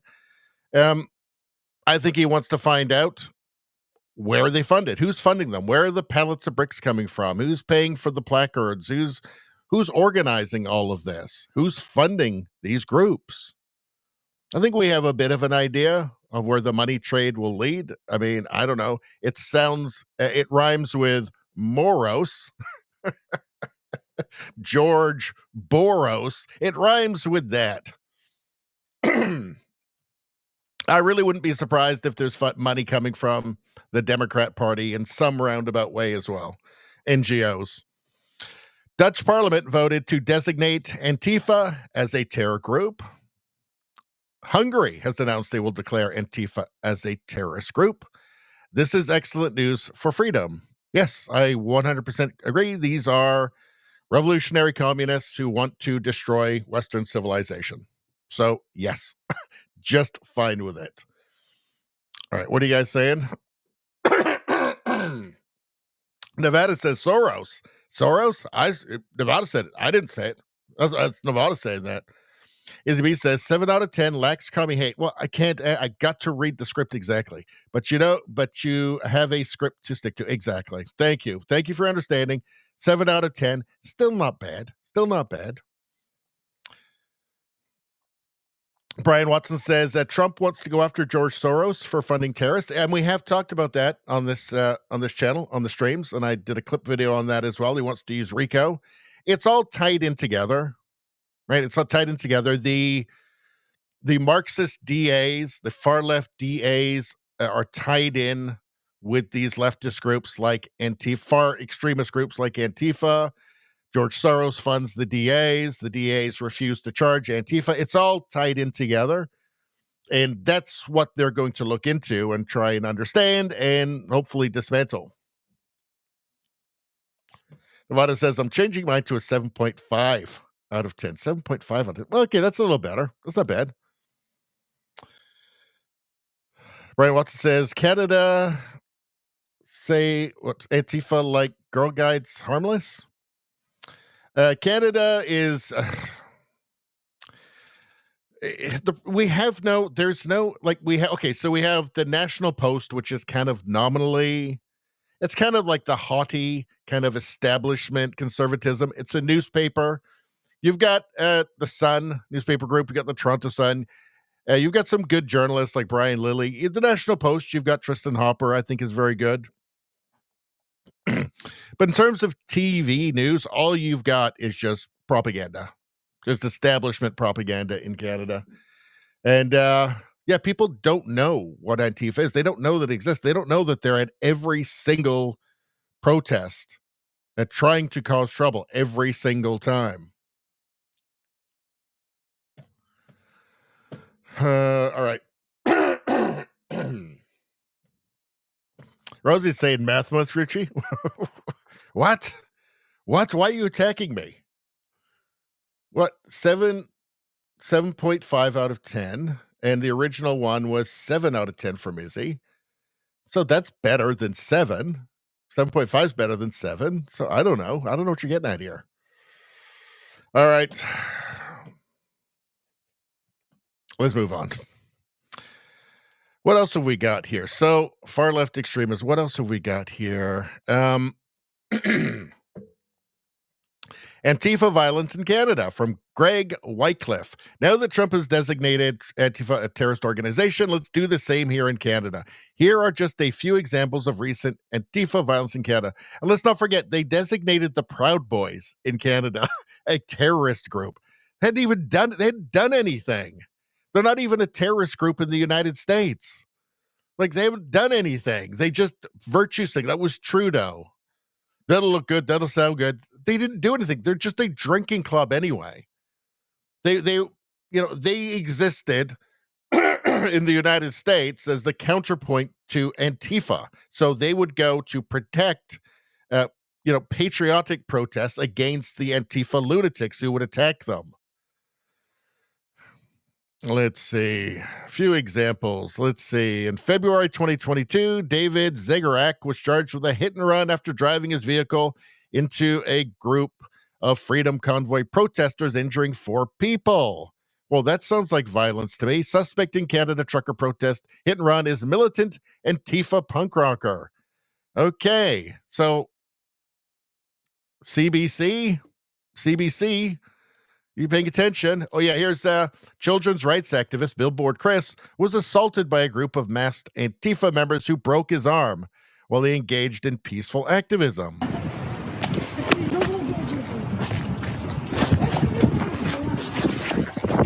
Get out of here! Get the fuck out of this neighborhood! You fucking go. Go, Chris. Go, Chris. Get the fuck out of here! Go! Trans folks, fuck off! Fuck out! You leaving? Okay, so you get the point. Violent lunatics broke his arm. Is that okay, CBC? How come this wasn't reported on by the CBC or any Canadian mainstream media? Interesting. Almost like they don't want you to know. September 2023, Nicholas Alexander of Save Canada had his face sliced open by Antifa counter-protesters. Alexander was arrested while Antifa went unpublished. Seems like a scam, doesn't it? Seems like a bit of a scam. Man gets swarmed by Antifa and forcefully removed from a public road. This was the man I was trying to record as he was getting attacked when Antifa attacked me for recording. Here we go. You can see, dressed all in the black, they're doing their black bloc thing. No interest from the mainstream media in Canada. I guess they find them useful. I think it's one of those, does Rosemary Barton realize that they hate her even more than they hate the right? This is, be careful what you wish for. This is one of those be careful what you wish for things. Flashback to Hamilton 2019 when Antifa harassed an elderly couple. What nice people they are. They're just fighting fascism like this old couple here. It's amazing. The reason people believe it is because they don't know what they actually do, because it's concealed from them by the media. They're screaming Nazi scum off our streets at this old couple. I think this was actually for a Jordan Peterson speech, I think. She's screaming Nazi scum off our streets, an old lady with a walker.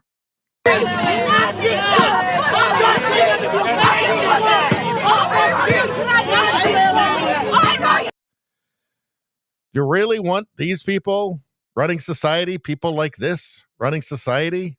Careful what you wish for. Careful what you wish for, progressives.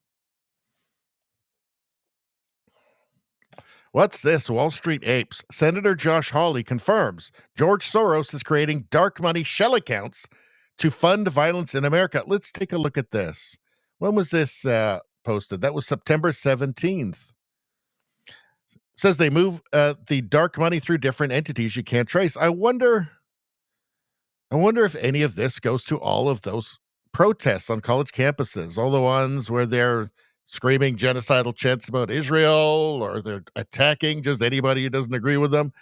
Let's see. Yeah, so like you see LA riots, and then all of a sudden some guy comes by in a vehicle delivering a whole box of commercial grade gas masks. I mean, how does someone get that into the hands of rioters that fast? And does that come from Soros? I mean, tell us where it comes from. Well, that's what we need to find out. I'm willing to bet a lot of it does come from Soros, because Soros in particular has perfected the dark money charade, the dark money shell game, where they move it around through different entities you can't trace. But Jesse, you just think about these riots that began in LA, that they tried to then spread to other cities that Trump is now shutting down. All of them were planned. None of these were organic. And we know because they all followed the same playbook. Same thing.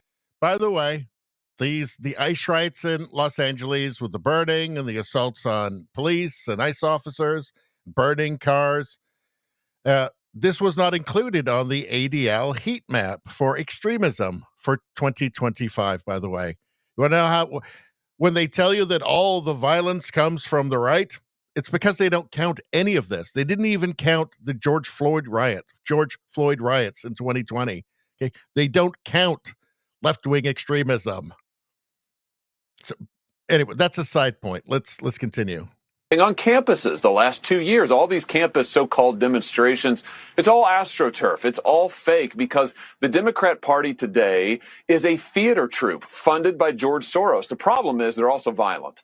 And that's what we've seen in the last week. Once again, we have got to stop the flow of the money. We've got to prosecute those who engage in violence. And we've got to shut down this attempt to divide the country, which the Democrats have been carrying on for years now.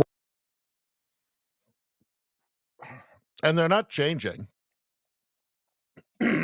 Nothing will change. I mean, they obviously want the violence, and they'll keep gaslighting about where the violence is coming from. They won't stop.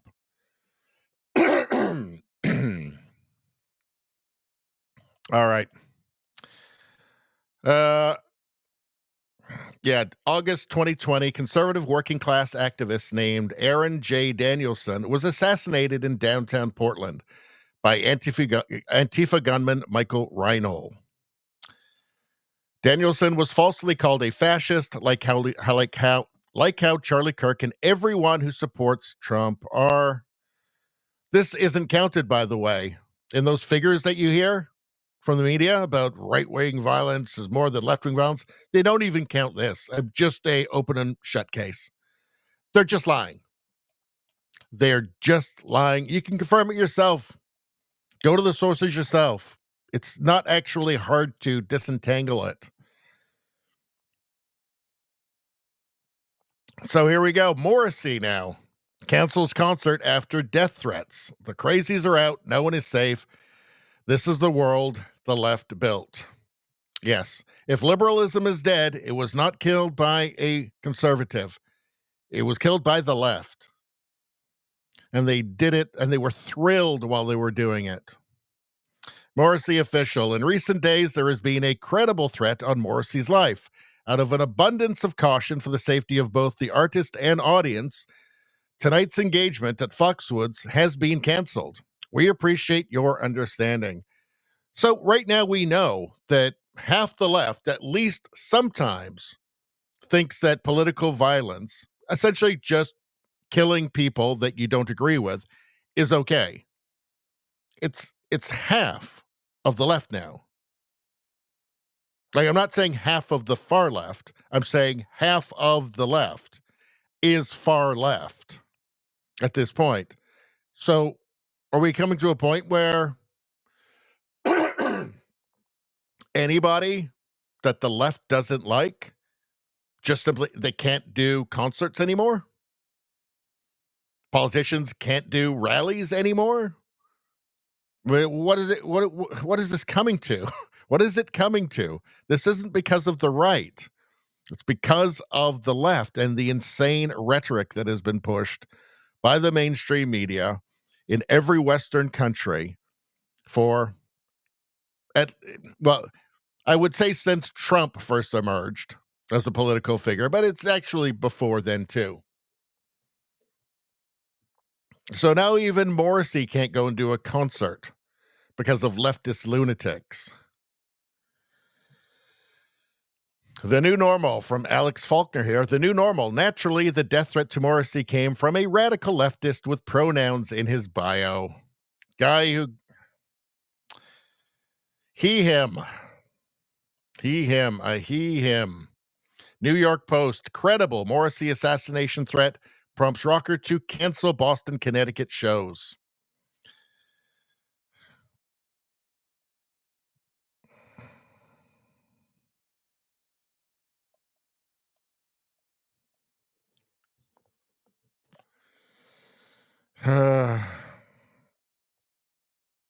It follows an alleged death threat made on Blue Sky. David Giovanni says, me when I find the person making death threats against Morrissey. Yeah, don't make death threats against Morrissey. That's, that's how ridiculous it is that a singer is getting death threats from the left because they don't like him, because he said something they don't like.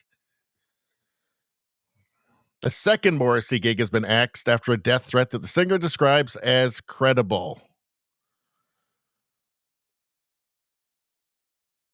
The cancellation of the Boston concert set for September 20th follows the cancellation of the Connecticut show on September 19th. I went and saw Morrissey, I think, about 5 years ago or 6 years in Alberta, and yeah, it was good.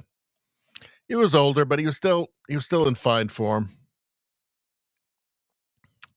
So here's the threats. Let's see. A Canadian man from Ottawa, of course, has been arrested for issuing an alleged death threat to former Smiths frontman Morrissey on social media. Morrissey was recently in Canada to perform a series of dates, including at the City Folk Festival in Ottawa, September 10th. The singer also played shows in Toronto and Quebec. Let's see. Guy who gets shot in the head 100... Stephen Patrick Morrissey, when you perform at TD Place here in Ottawa next week on the evening of September 12th, I will be present in the venue, in the audience, and I will... Jeez, I'm not going to read it. The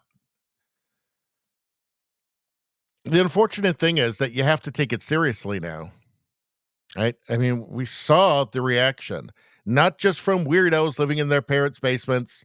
Not that everybody living in their parents' basement is a weirdo, by the way. And I should stop saying that, actually, because in Canada, housing is so expensive that, you be living, it's totally understandable, right? Canada's a different country now.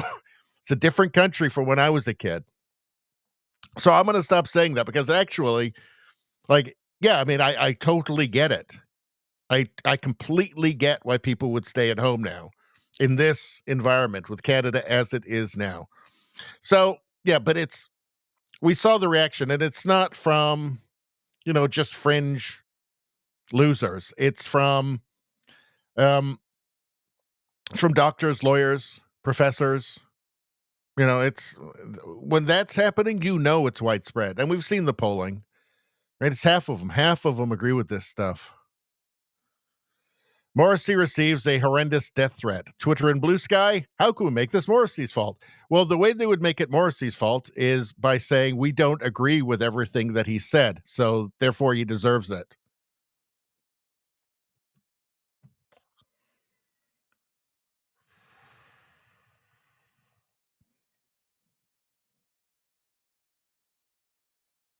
A man is being charged over an alleged death threat against Morrissey. The threat is reported to have surfaced on Blue Sky ahead of this singer's gig at City Folk Festival in Canada, September 12th.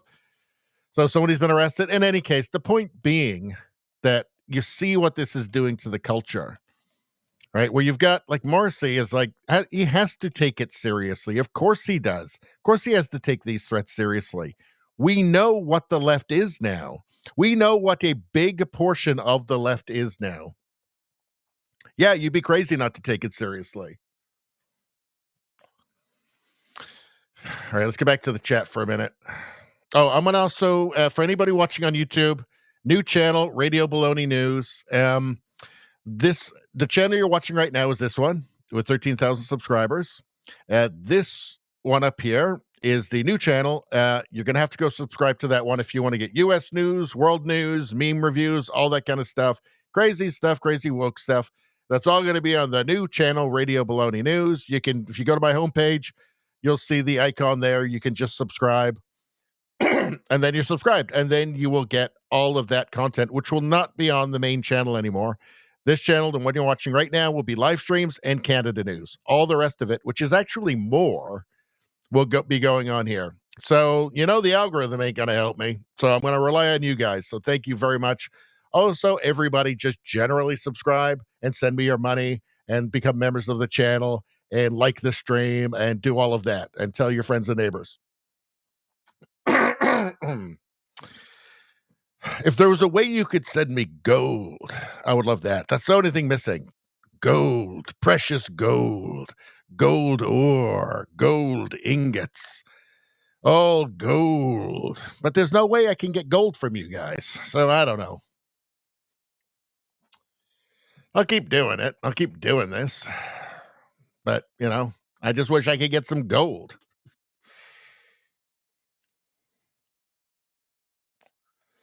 Radio Streamer says, my favorite part was that even if you were Jewish, but you said the wrong thing, you could be a Nazi and therefore punch. Yes. Yes. Yeah, none of it makes sense, right? Black people are Nazis, of course. If they don't agree with them, it's ridiculous. Rogue Thought says, punch a Nazi was just an earlier step to normalize more heinous action. Yes, 100%. I agree with that 1,000%. It was clear the entire time. It was just so that they could just call anybody who was just accurately describing reality a Nazi. Anybody who believed in, like, basic biology, for instance. Oh, that's a Nazi, so punch them. So just call anybody you don't like a Nazi, then you get to punch them. Then you get to do worse, as we know.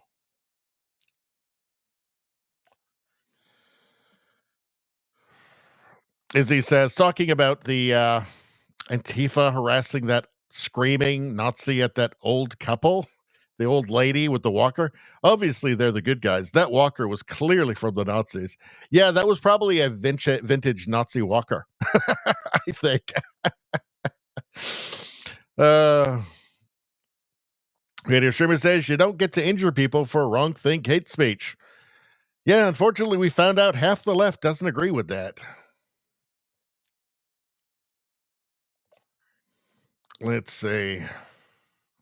Rosie says they pay protesters, bus them from place to place.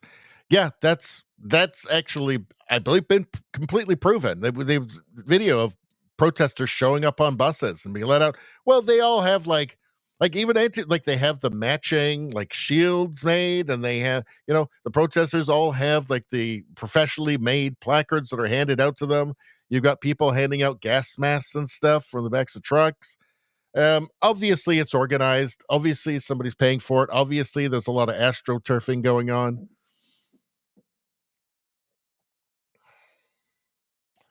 Rook Thought says, everybody remembers Soros' son married Huma Abedin, longtime aide to Hillary Clinton. That's right. Wasn't she married to Anthony Weiner too? I believe she was. Yeah, so that's a match made in hell.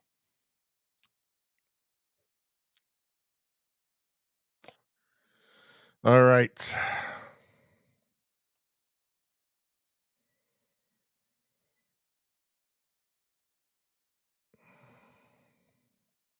Izzy says, my question was, how do you know who a Nazi is?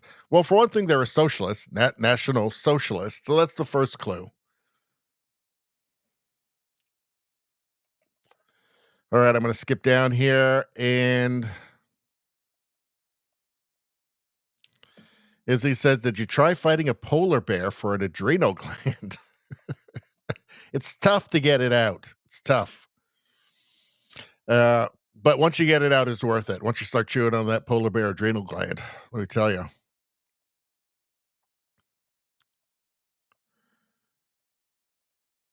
All right. It's time to move on. What are we, an hour and 43 in already? Holy macaroons. So here is something, and I hope to see more of this. And I'm not even religious myself. I'm a cultural Christian. I will call myself an agnostic, I guess.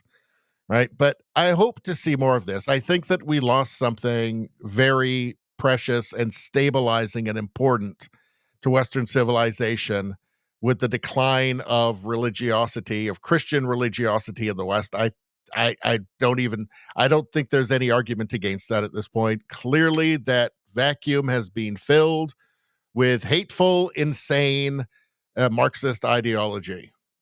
So I hope to see more of this and more people waking up to the horror, really, of what radical progressive ideology has done to the people around them.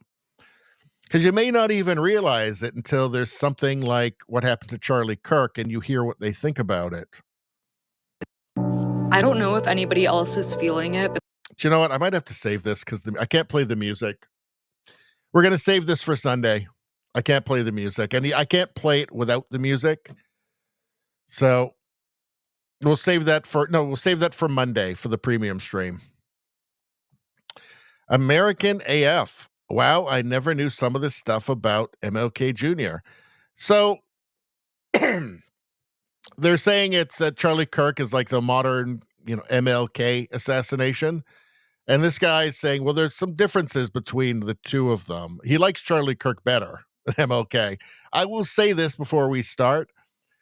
The idea that, that is popularly credited to MLK,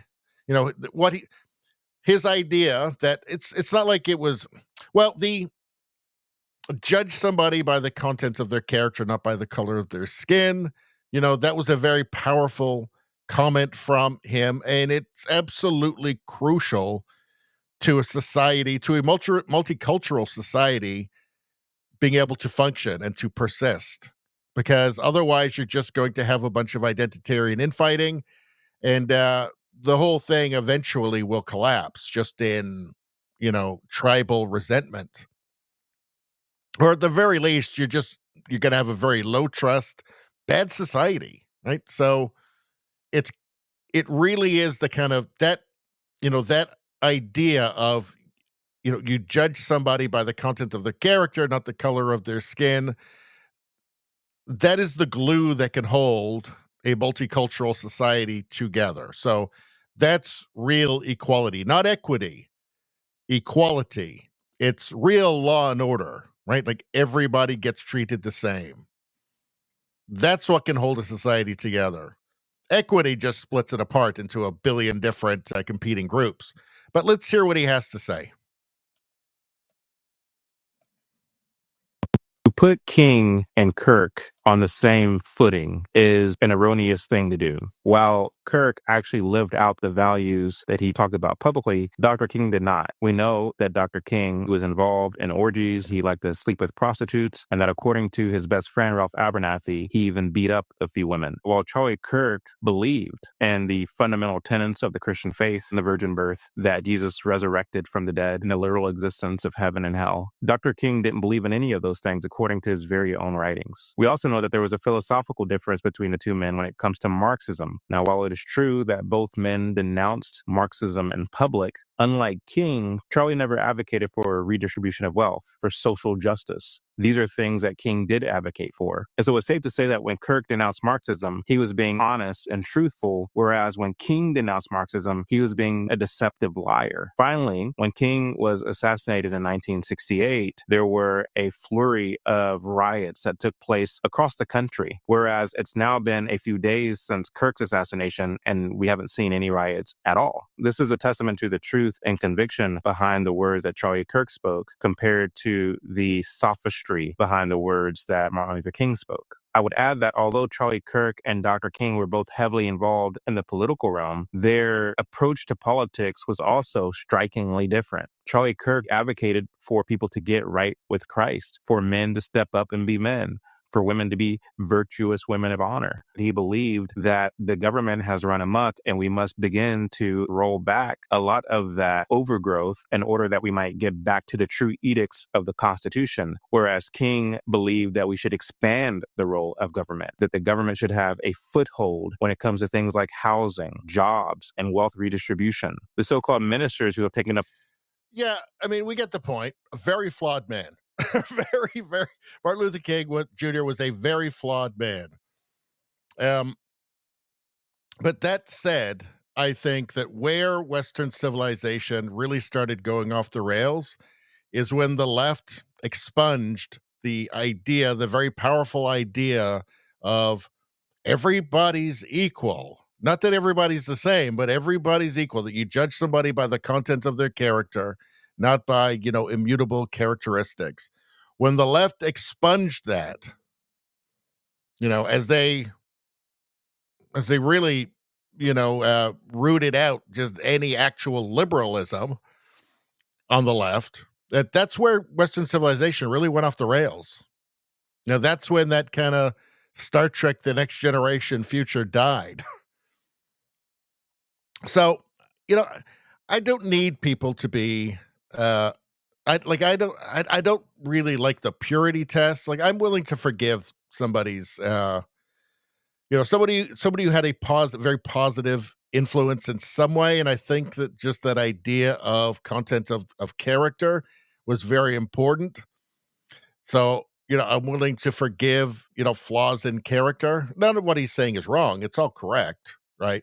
But and yet he's not the same as Charlie Kirk, really, at all, actually. In terms of, spiritually, in terms of convictions of faith.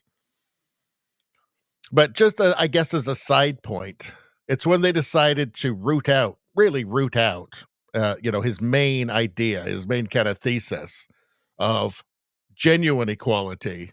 That's when the left went off the rails. That's when they just became an authoritarian Marxist movement. And that's when they started no longer resembling what people just had always known of what a Democrat was. Now, obviously, there's something very different. The Democrats of today are not the Democrats even of 20 years ago. You listen to Obama or Hillary Clinton 20 years ago. They sound like Trump supporters. All right. What's going on here? Should we talk about the UK? It's kind of depressing. I try to not make these depressing. But, well, let's take a look here. What's this say? Honey, did you mention something about Labor covering up for Pakistani grooming gangs? Oh, yes, it's a nice couple at home, and there's all the police. There's the police state at the door for them, accurately describing reality, which is a no-no in the UK now. Let's see. Tommy Robinson posted this. Countries with the highest number of arrests for online comments in 2023. United Kingdom, 12,183. So this is going back to 2023. It's more than this now. I believe it's 30,000 a year now. But I'm guessing this is the furthest back you could get stats for these other countries. Belarus, 6,200. So UK, twice as much as Belarus. Germany, 3,500. China, only 1,500 in China by comparison. Well, I'm sure those stats are a bit dodgy, though. Turkey, 500. Russia, 400. So let me get this straight. Russia is the greatest threat to democracy, but they arrested 400 people for online comments. United Kingdom, 12,183. And again, this is only 2023. It's way more than that in the UK now. Syria, 146. Really? India, 100. Iran, 100. France, 54. USA, 50. And those would have been direct calls for incitement to violence. Vietnam, 45. Do we have freedom of speech in the UK? No, you do not. And it's tragic. I mean, the UK was really the birthplace of our modern kind of concept of human rights. It's shocking. I mean, the birthplace of Orwell, for God's sake. George Orwell, right? 1984. He warned them, don't turn into Airstrip 1. What do? They turn into Airstrip 1 immediately. Well, not immediately, but you know what I mean. So here is Keir Starmer being asked the question. Sounds like a bit of an uncomfortable question. Is the UK still a Christian country? And despite what you said about free speech, the UK is still arresting 12,000 people a year for social media posts. I think it's more than that, but let's take a look.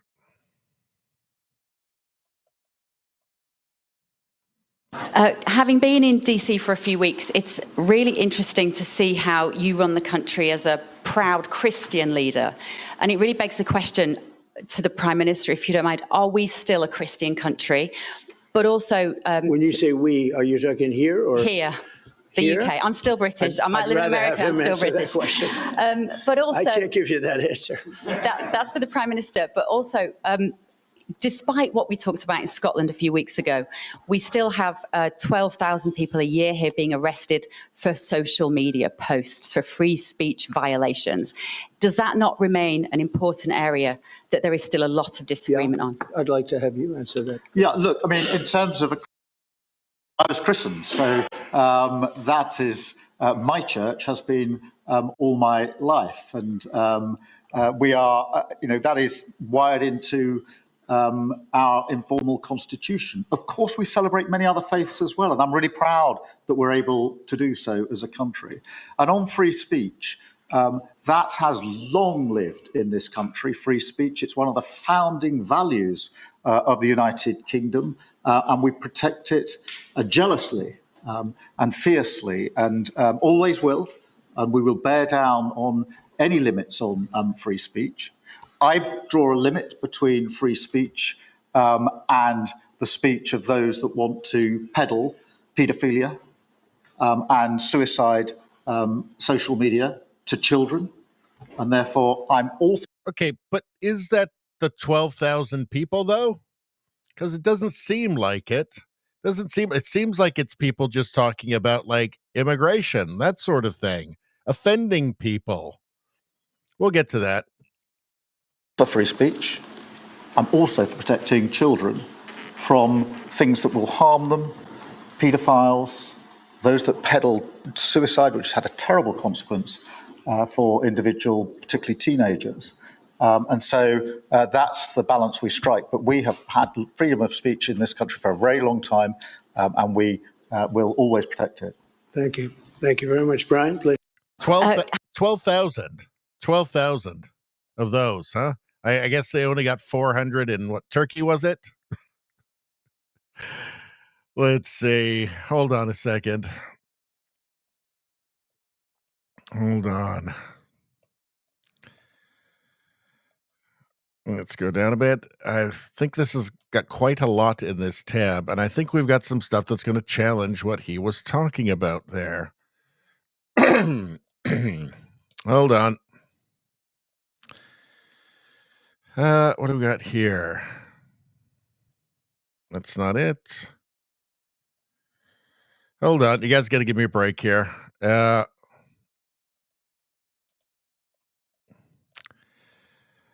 What the hell? All right.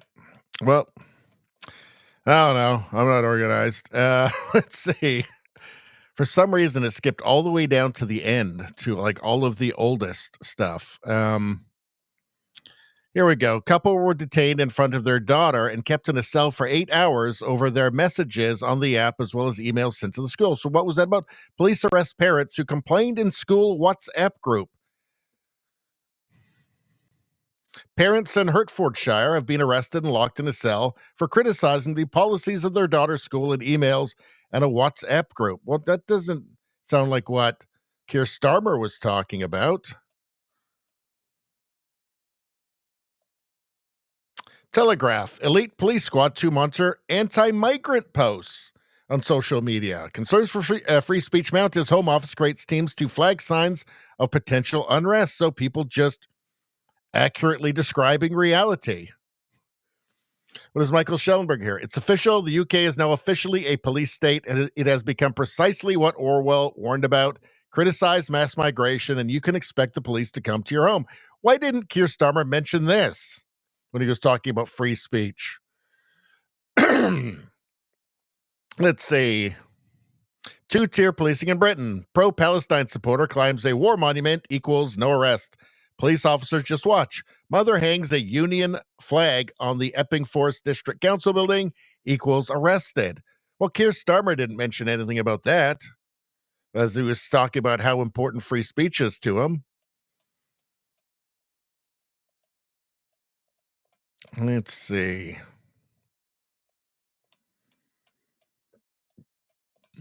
Hold on.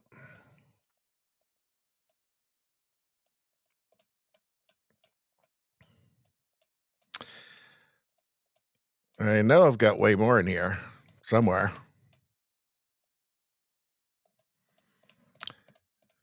Or maybe I don't. I don't know. Let's see.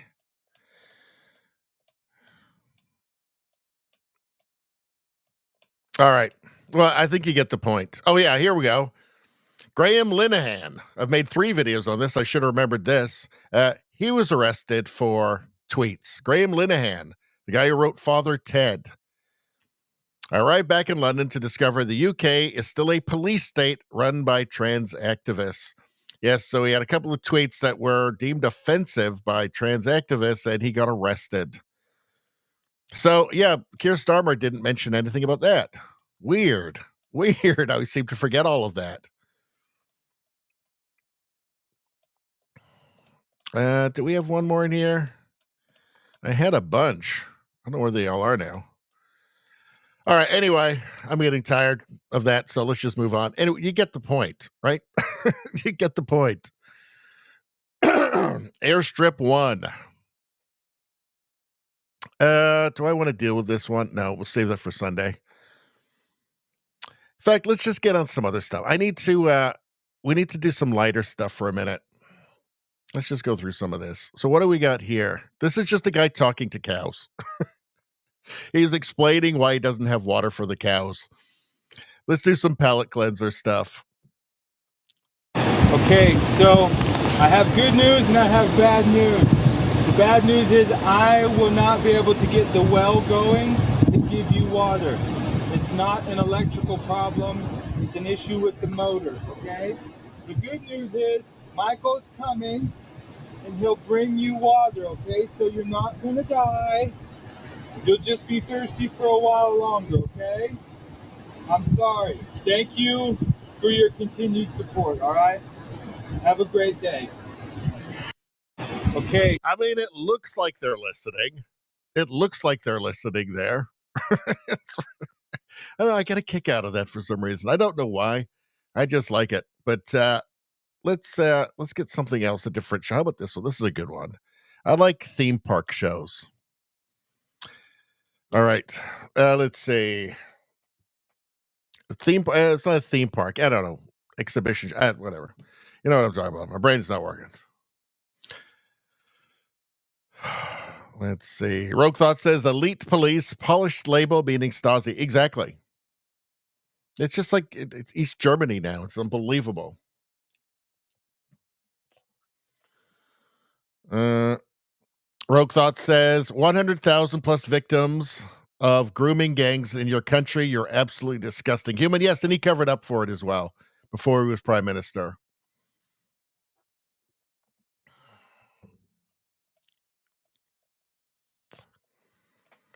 Let's see. Izzy says you can't talk about bacon in public. It's offensive now.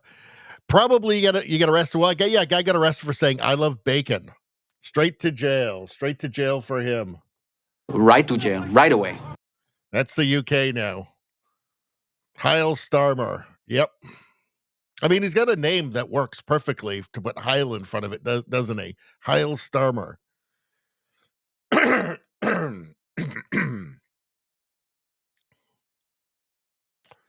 Nevada says, bunch of commie bullshit. Yep. Let's see.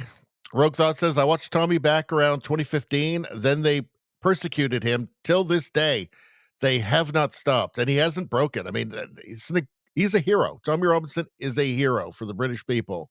He has suffered for them, and they know it.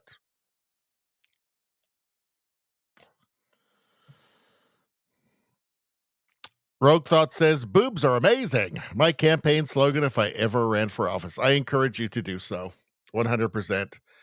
If you're watching on YouTube, please go to the new YouTube channel, Radio Baloney News. This one is the one you're on right now with the 13,000 subscribers. Go to the new one that has way less. It's only a couple of weeks old. YouTube, the algorithm is not going to help me out on this, so I need you guys to do it. I'm really counting on you. All these great videos. Look at this propagandist fire talking about Jimmy Kimmel. Here I break down the false narrative about the right committing way more political violence. It's a total lie. I show you how they trick you. Got some Kash Patel. We've got J.D. Vance with his no unity speech there. Stephen Miller, the far left isn't fringe anymore. No, they're not. Do that. Everybody, wherever you are, subscribe to the channel and like the stream. It's extremely important. And I wonder if people like it when I read ads for very little money. I know people love it when I read the Rumble Premium ad. That's a hot one. Let's go. You've probably noticed Rumble is growing fast and it's not slowing down. They're building a real alternative to commie big tech that puts creators first and actually protects free speech. Well, that's all we want, isn't it? We're not a bunch of Keir Starmers. And now there's Rumble Premium, an easy way to upgrade your experience. I love upgrading my experience. It's the best. With Premium, you get ad-free viewing across the platform. No pre-rolls, no interruptions, just the content that you came for, like a Radio Baloney, which I hear is the best. Plus, Premium members unlock exclusive content, like bonus videos, behind-the-scenes drops, and more from your favorite creators.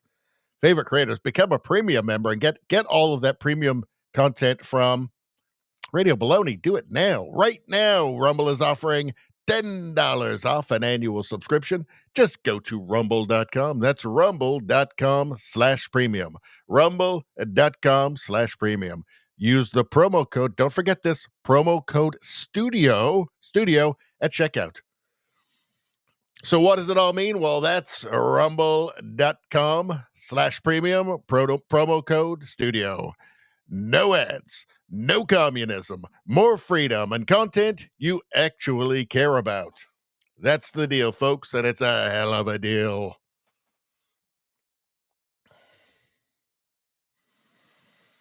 That was a different one. They gave me a different one, and I like it. I like what happened there. I like what they're doing for me.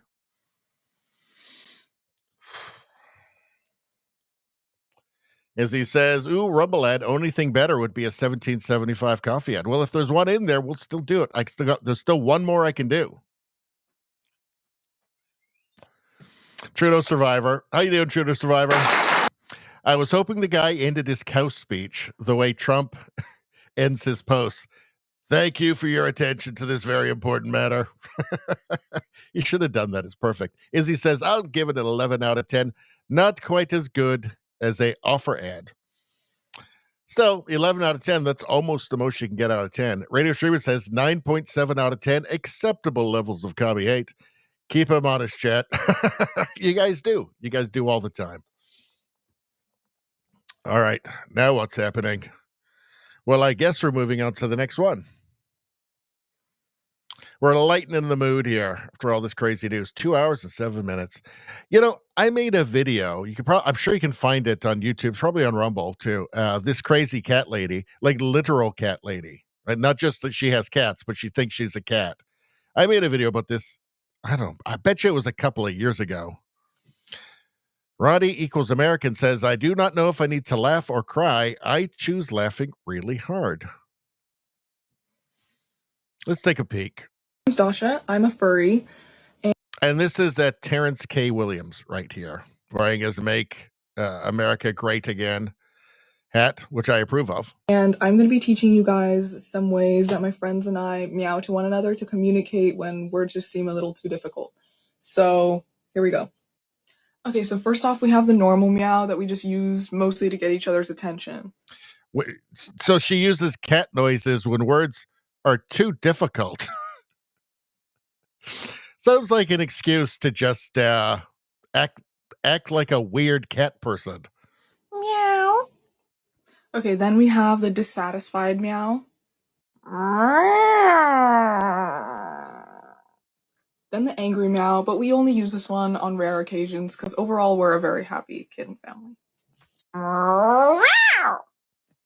Then That's the one she does when you don't change the litter box for a couple of days. The happy or content meow. Meow.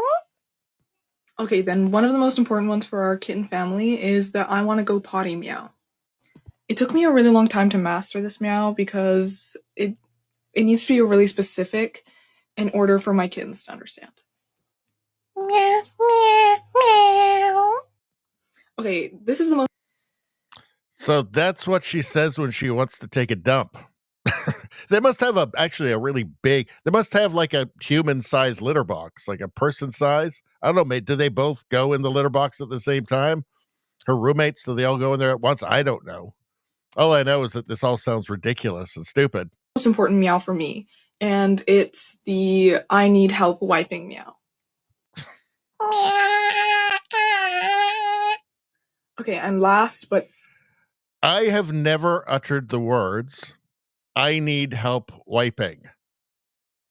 I have never uttered those words. I mean, maybe in my dotage, that might become a necessity decades from now. But I have never uttered those words. I need help wiping. Why does she need help wiping? What are these people doing? It's just gross. definitely not least is our in heat meow, and we use this when we need a little bit more special kitten attention, if you know what The I'm in heat meow. That's the one they use when they need more chlamydia. I mean. Meow. Oh, meow.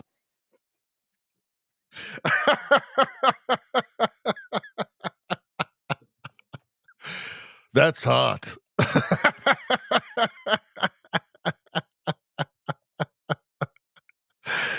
Oh, just his face.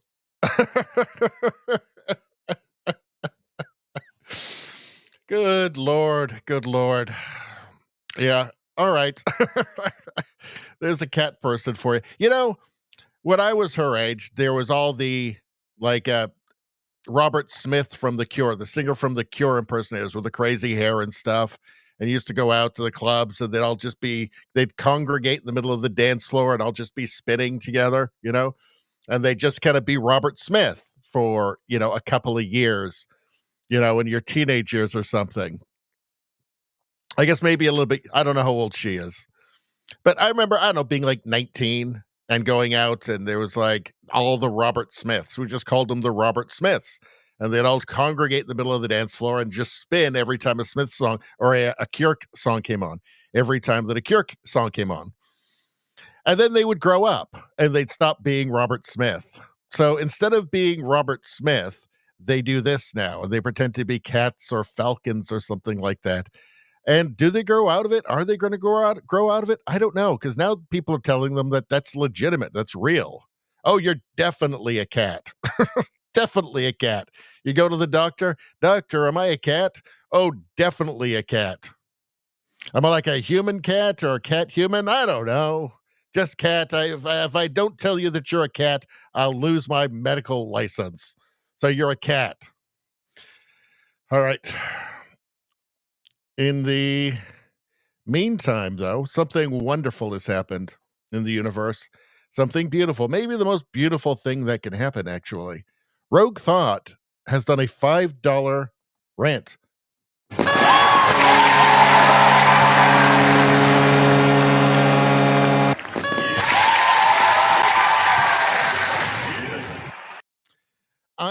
I honestly did not believe that I would ever live to see something as beautiful as this.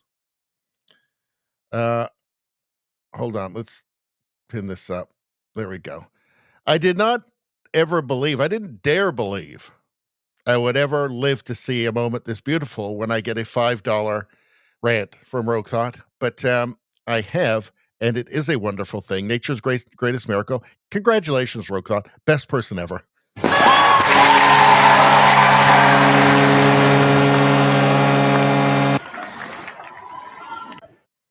Let's see. Thanks, sir, for the stream. If you check out that interview I mentioned earlier, please research that expert, Carolyn Borsenko. She is not what she seems.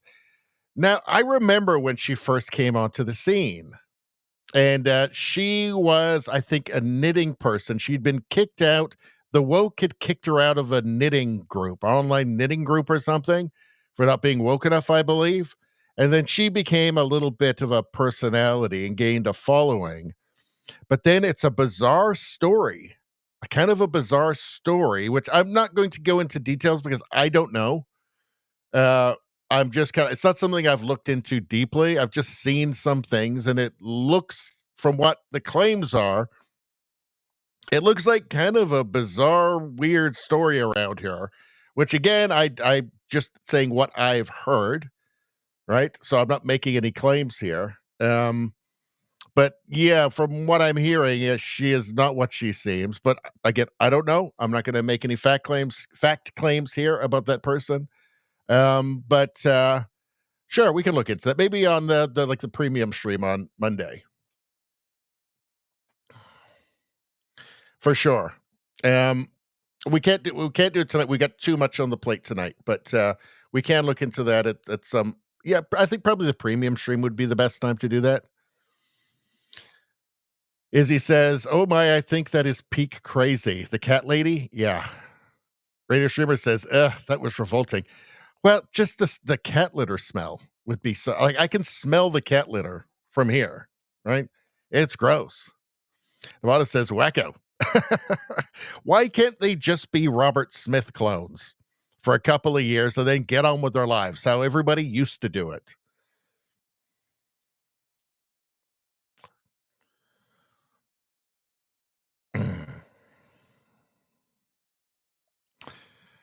Radio streamer says, "I'm okay with her being a cat along with all the other crazies, as long as that means you get to spay and neuter them before they reproduce." They do that themselves. So you don't have to worry about that. Let's see. All right, I'm going to skip down a little bit. Judo Survivor says, "At least nobody will accuse the cat lady of being boring," I suppose. Well, it is. It's interesting enough to make a video making fun of her. So she's got that going for her.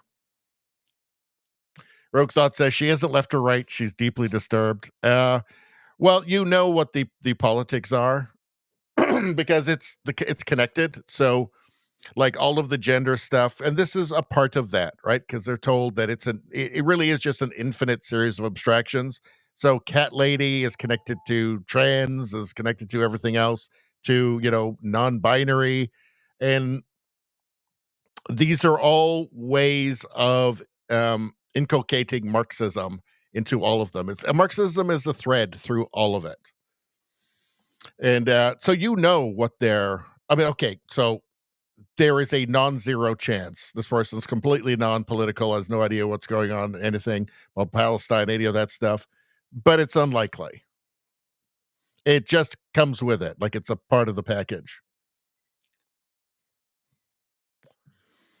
Rogue Thought says, "Mostly just thanks for the stream." Well, thank you very much. I appreciate it. We will look into that. Tonight, I think we've got too much to get. We're already 2 hours and 17 minutes in, but we will. Trust me. And I appreciate it. Rosie says, was almost kicked out of a knitting group in person. I cannot knit. Promised to host and defeat them. Voila, they let me stay. Nice. That's a nice. See, there you go. You took care of the situation. You took lemons and you made lemonade. Nice. Good thinking there.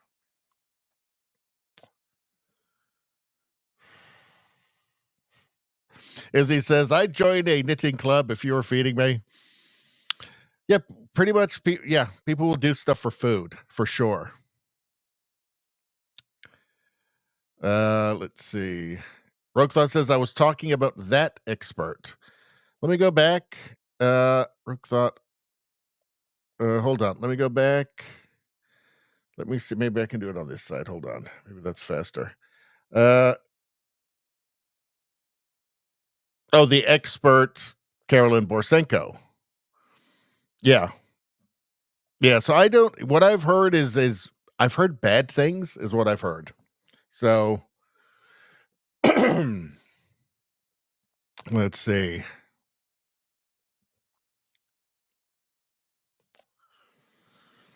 Trudeau Survivor says knitting imposters are the worst people in the world. He's taking a jab at you, Rosie. Are you going to respond? Is he going to respond? Are you going to respond? All right, let's go on. Let's keep going. What else we got? What else do we have? What is going on here? I'm just going to play this. And I'm going to leave this here for you.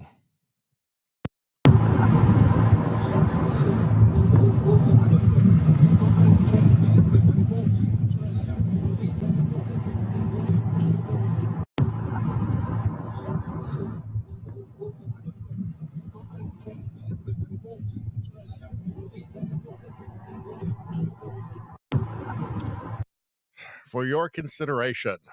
So what does this mean? Like in the big picture, what does this mean? It means something. I know it means something. Giant fat man with his belly hanging out, one leg sticking out of the car because he can't fit them both in. A tiny taxi with no doors. What is it? It means something. It means something.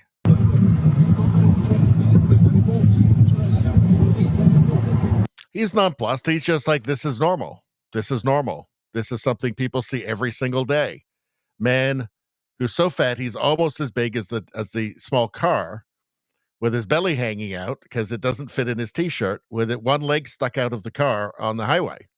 This is normal. This is what people experience every single day.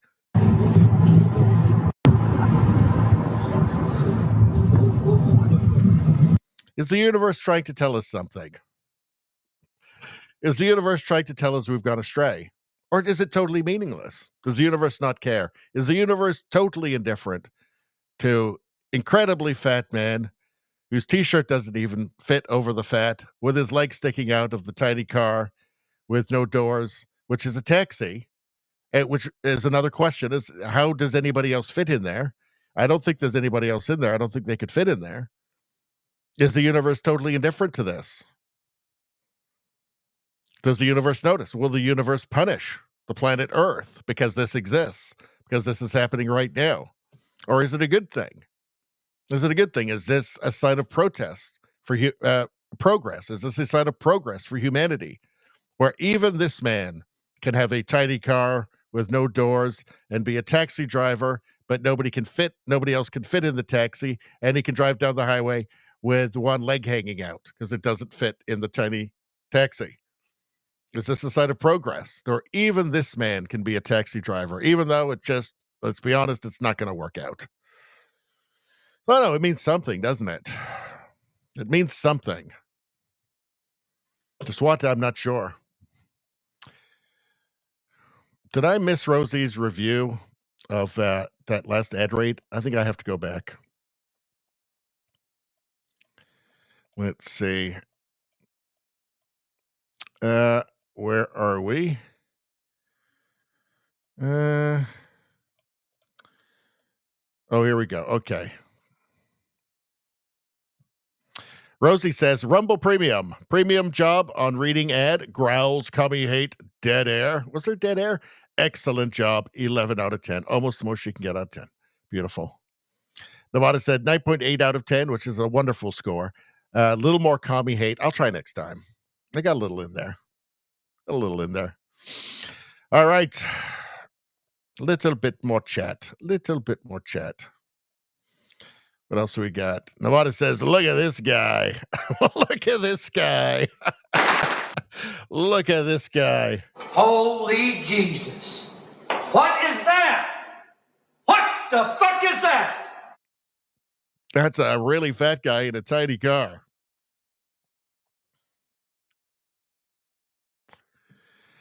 As he says, I guess if you can't close the door, just take it off. Well, it makes sense. It really does make sense. I still don't know how he fits a passenger in that. The taxi.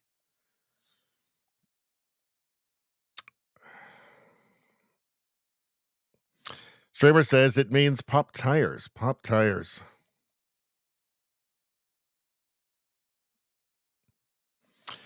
So,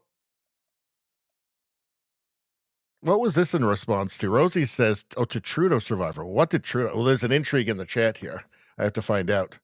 Oh, yes. Trudeau Survivor said, knitting imposters are the worst.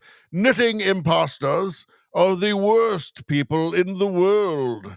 Rosie. That's what he said. And Rosie responded. She said, Trudeau Survivor, hello. I have been called worse. I figure all insults directed at me reveal more about you than me, and I find them highly entertaining. So I guess that all worked out. Trudeau Survivor says that car fits like a glove. Rogue Thought says he weighs more than the poor car. JJ Vaughn says that's a taxi. How about riding next to his smelly ass? JJ Nevada says, keeping it classy in the chat.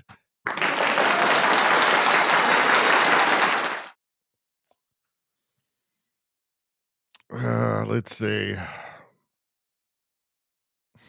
Rogue Thought says, I don't know what's going on exactly here, but it definitely doesn't fall in the good bag. I would tend to agree with that. All right. Nevada says, next time you think you're having a bad day, remember this guy. I agree. Rogue Thought says his hoof isn't even on the pedal. What is going on here? Yeah, you're right.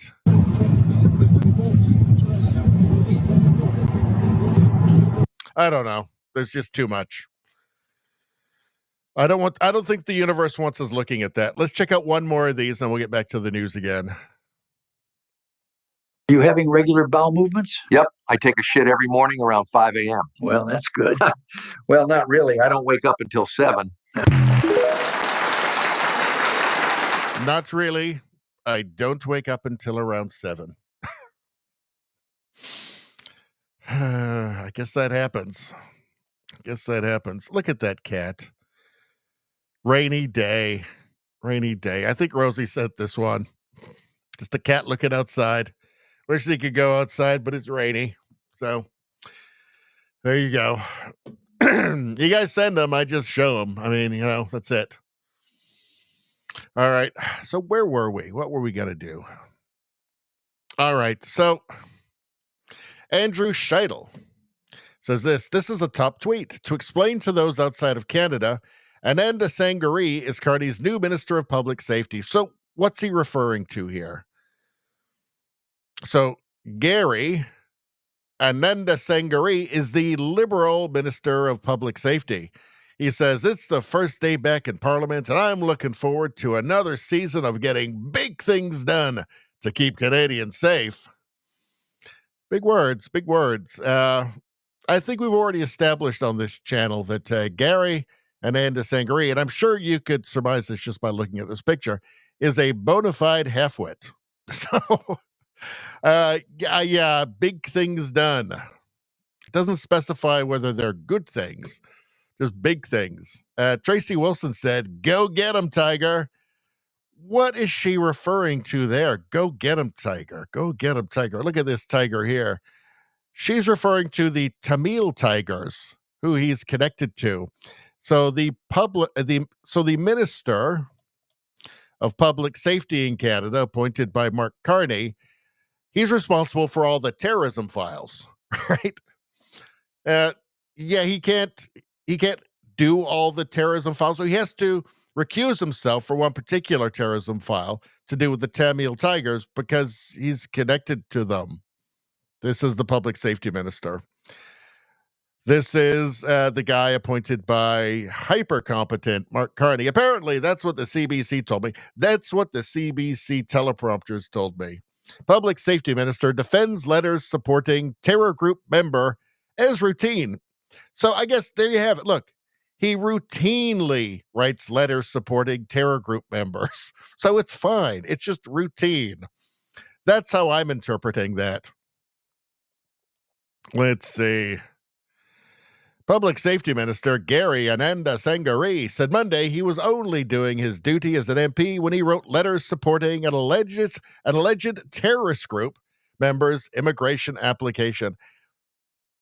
Okay, let's just say it's a big mix-up. But maybe you just shouldn't be the public safety minister. Maybe Mark Carney should say, you know what? I need to do one competent thing while I'm prime minister. How about I remove him? Because that's just obvious. That's just easy. That's just low-hanging fruit. Let's see. Questions were raised last month when Ananda Sangari recused himself from decisions related to Tamil Tigers and its Canadian front group, the World Tamil Movement, Minister of Public Safety. They call him, he's called Gary Ananda Sangari, but Gary isn't his real first name. His real first name is, as far as I can tell, unpronounceable in English. So he's called Gary. Gary. Yeah. Let's see. Last week, Global News reported that before joining cabinet, Ananda Sangari, I like the way it rolls off my tongue, actually. I actually like that name. Asked CBSA officials to approve the permanent residence application of a man they had deemed a Tamil Tigers member. Terrorist group. So again, I mean, you know what? He seems like a very nice man. But half-wits half-wits often do. He seems like a very nice man. But half-wits also but half-wits often are. Maybe I'm a half-wit. That's why I can't talk anymore. Maybe I should have some more caffeine. In any case, he seems like a very nice man, but half-wits often are.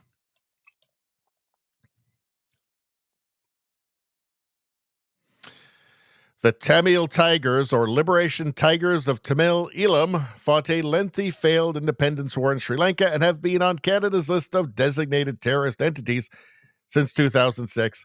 So, yeah, this is how serious Canada is now. And that's why she said, "Go get him, Tiger." Which is funny. It is funny. Oh, Gary and Edna Sangari, you delightful halfwit. I can't stay mad at you. But I can be mad at Mark Carney for appointing him to be the Minister of Public Safety in just total defiance of all common sense or reason. So, yeah, we got that going for us here in Canada.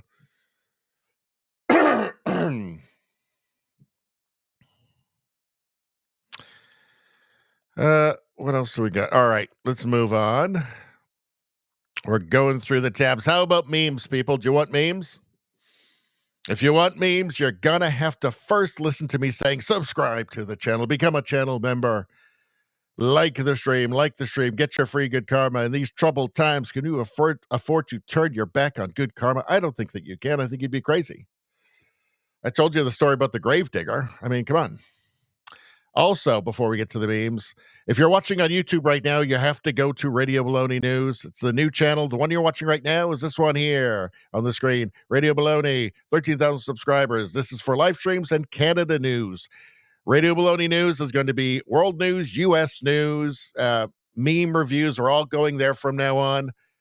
The algorithm is not going to help me. I am counting on you. Please go there and help my channel and subscribe to that. And also, you won't get all of the content unless you do. Rumble people, X people, don't worry. That's all going to the same place there. This is just a YouTube thing.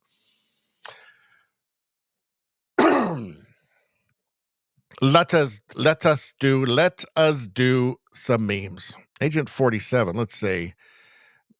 Meat consumed as comfort food is also an emotional support animal. What? Meat consumed as comfort food is also an emotional support animal.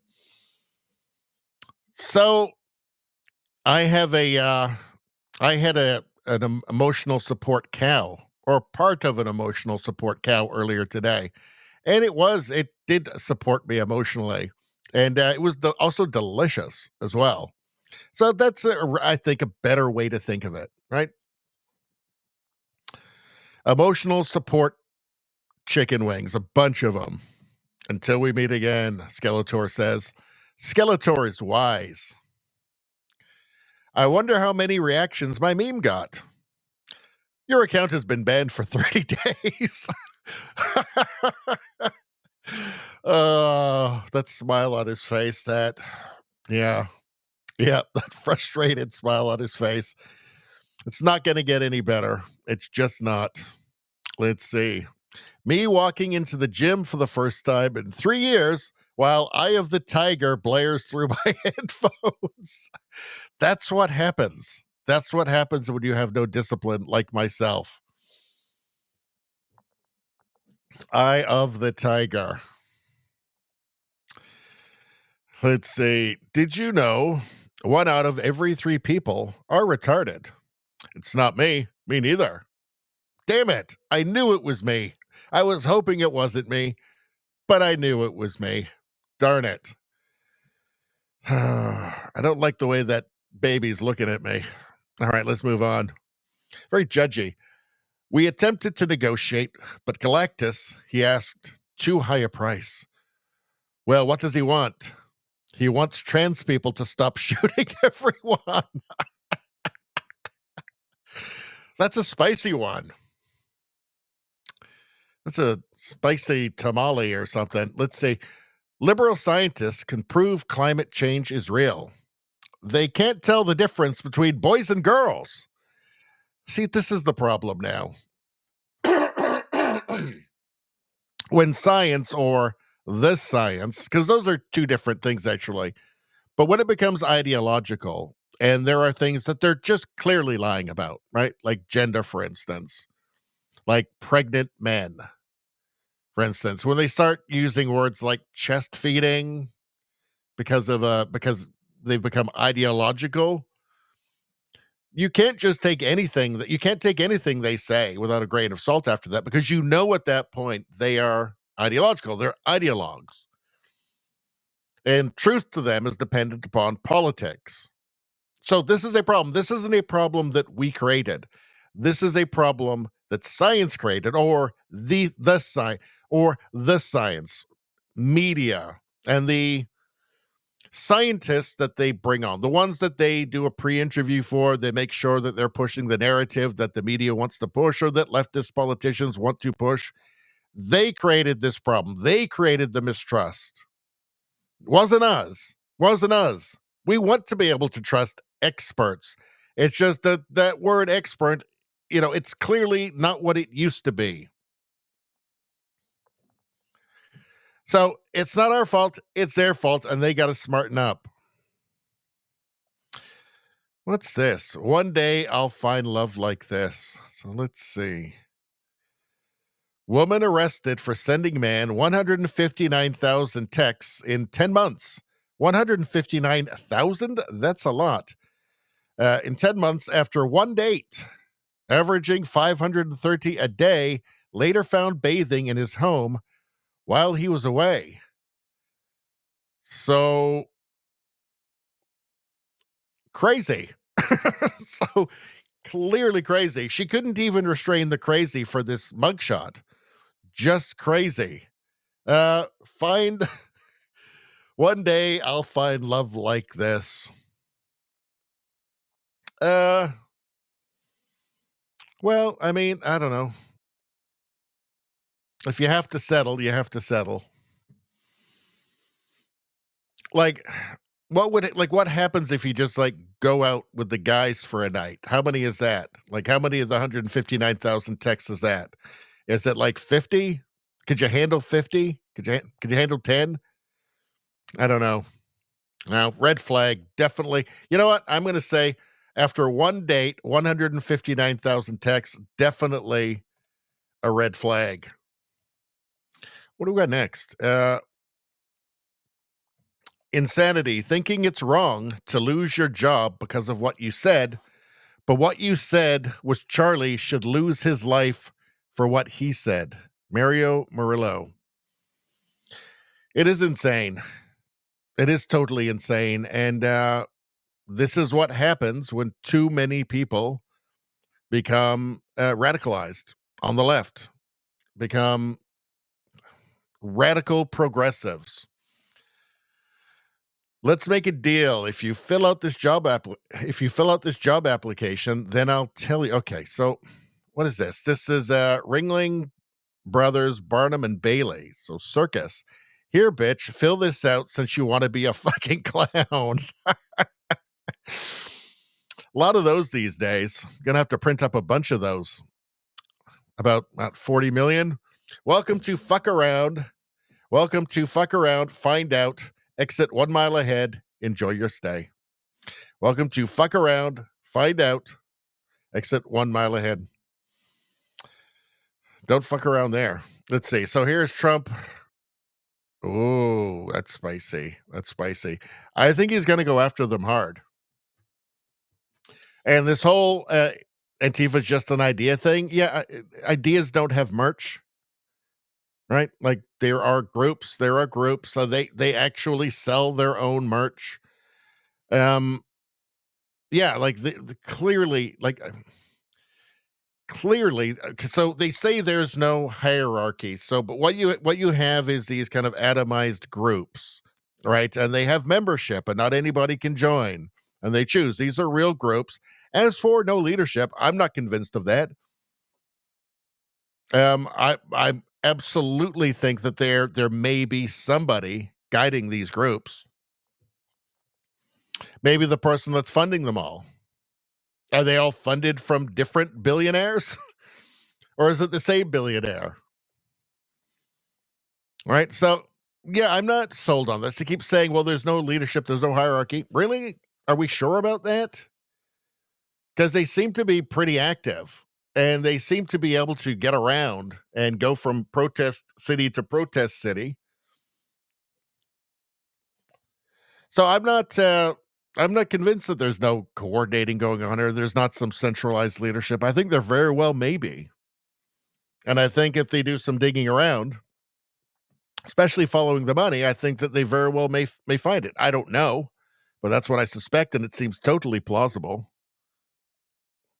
Democrats have reached the murder your political opponents stage of democracy. So that's the democracy they want to save. They're so worried that Trump is going to destroy their democracy. And by democracy, they mean murder your political opponents. So I guess they're scared that he's going to stop them from murdering their political opponents. And that would be the end of democracy for them. So let's see. We're going to need a bigger mental institution. They need to start building some big mental institutions, real big ones. Real big ones. Because there's a lot more mental people, I think, these days. What's this? To learn who rules over you, simply find out who you are not allowed to criticize. Voltaire. All right. What do we got here? From the right to bear memes. Daddy, what did you... Oh, no, we already did this one. Okay, so we've done all these. That's the end of that. Let's move on. What do we got going now? Let's go back to the chat for a minute. Rosie says, I am still permanently altered from seeing the video of the assassination of Charlie Kirk. Stunned, horrified, sad, heightened awareness of others when in public. Yeah, I feel the same way. I wish that I had, and I mean, I do think it's important for people to know what's real, like graphically real, and what people are actually celebrating. If you see it and then you see the people celebrating, it really puts it just on a whole different level. It gives you a different depth of understanding of what those people are. But yeah, part of me wishes I'd never seen it. It's horrifying. Horrifying.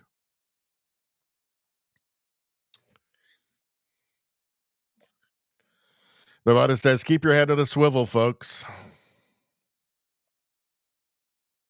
Rosie says, I would love to print a few of the circus applications and mail them out. Do it. Do it. Let's see. Izzy says, I couldn't watch it, and it effed me up for days just knowing what happened. Yeah. I don't blame anybody. I mean, it's like staring in the abyss, right?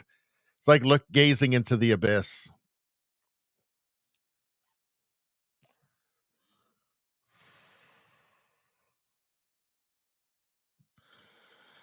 Nevada says true evil. Yeah, I agree.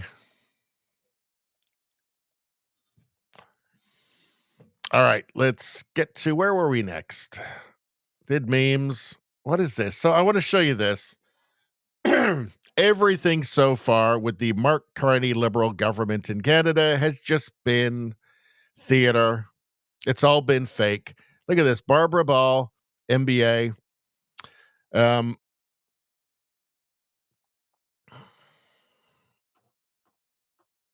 Conservative candidate of record, Nepean. PM Carney made a housing announcement in front of a literal Potemkin village, a term from 18th century Russia, where Grigory Potemkin allegedly erected fake villages to impress Empress Catherine II. Well, they also did this, and they did this like in North Korea. They did this in the Soviet Union.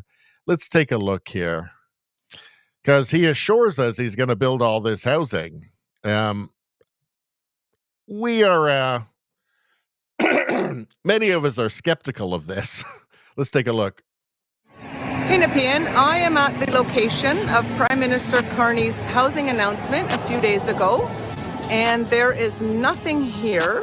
So all those buildings were brought in just for the photo op.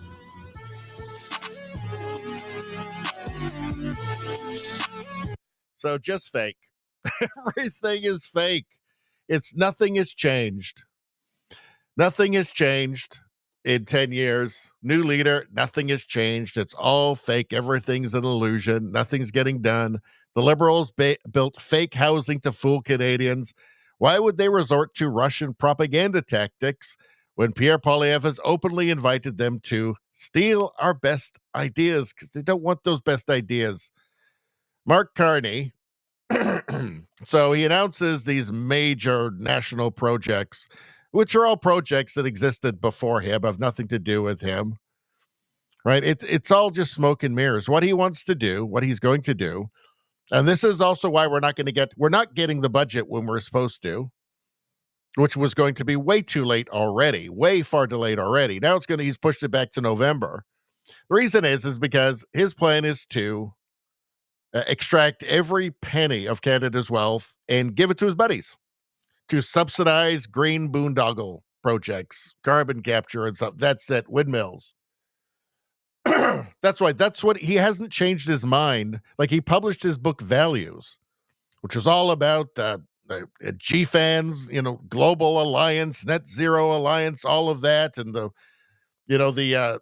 natural resources need to stay in the ground. He published that in 2022. It wasn't 20 years ago. It's not something he's grown out of. He still believes that.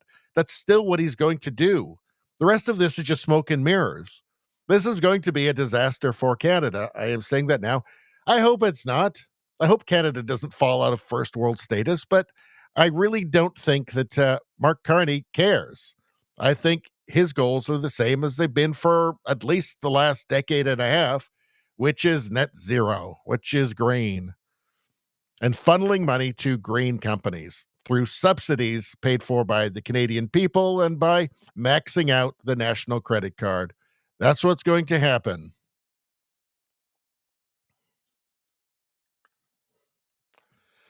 So from Mark Nixon here, interim parliamentary budget officer Jason Jacques says this is the most important budget since 1998. And yet the Liberals are planning to change the presentation, so even the budget office might not know what's inside until tabling day. That's not transparency, that's deception. Well, this comes along with Mark Carney with his really weird juvenile transparent trick of saying he's splitting the budget into two, the operational budget and then investment, which apparently isn't spending. We also know from the parliamentary budget officer that the deficit for this budget is expected to be over $90 billion. That's more than twice what it was going to be under Trudeau if he'd stayed in office. So that, investment just sounds like borrowing more money to spend, to give to companies involved with his green boondoggle. Let's hear this. While we exist in this period of uncertainty and while the negotiations, for example, around CUSMA are still to start and then become ongoing, there's a lot of focus, obviously, on this budget. I know you're well aware of that. We haven't had a budget since April of 2024. How important is this one? I'm at great pains not to engage in hyperbole. So this budget ends up being important. You're definitely not a politician then, yeah. No, this is easily one of the most important, it's one of the most important budgets that we've probably seen, I've probably seen since I started working in the Department of Finance in 1998. So we have a budget where it needs to address a fundamental assumption in our economy and how our economy worked, and that was we are tied at the hip with the United States, and that's gone. So all of our historical economic modeling that was based upon the idea that don't worry, as the U.S. recovers and grows again in 2, 3, 4 years, we have those connections and those supply chains, and things will start to take off for us. That's gone out the window at this point. And so at a macro level, what we're looking for, certainly on our side in the budget, is a plan, an economic plan that will demonstrate how the federal government expects to intervene and provide those supports as part of the transition. Again, going back to the point that the governor made today with respect to monetary policy, he indicated there's no going back. There's only going forward. And in the case of monetary policy can help in the transition. It can't necessarily fix all the problems. On the fiscal policy side in the budget, similarly, we're looking for how the federal government's planning on supporting that transition. I think the other aspect, and something we're really interested in and we're watching carefully, is the government's indicated that they're planning on changing the overall presentation of the budget. So going from what people are kind of used to, so a bottom line, deficit, surplus, how much money you're borrowing, that type of thing, to having those numbers and then also presenting things a little bit differently.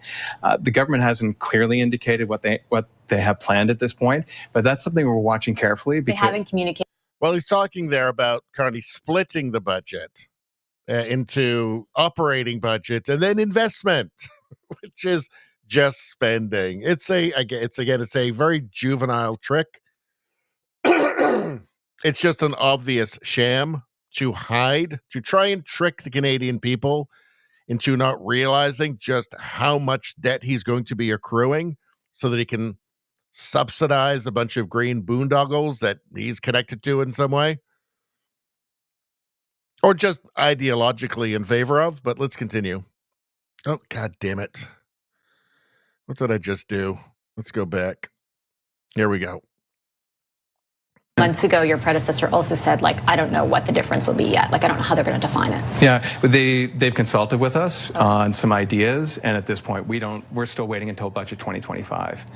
And on our end, obviously, if you have a really important budget, probably, as I mentioned, and critically important budget that parliamentarians are going to be voting on, there with it having multiple votes on very soon.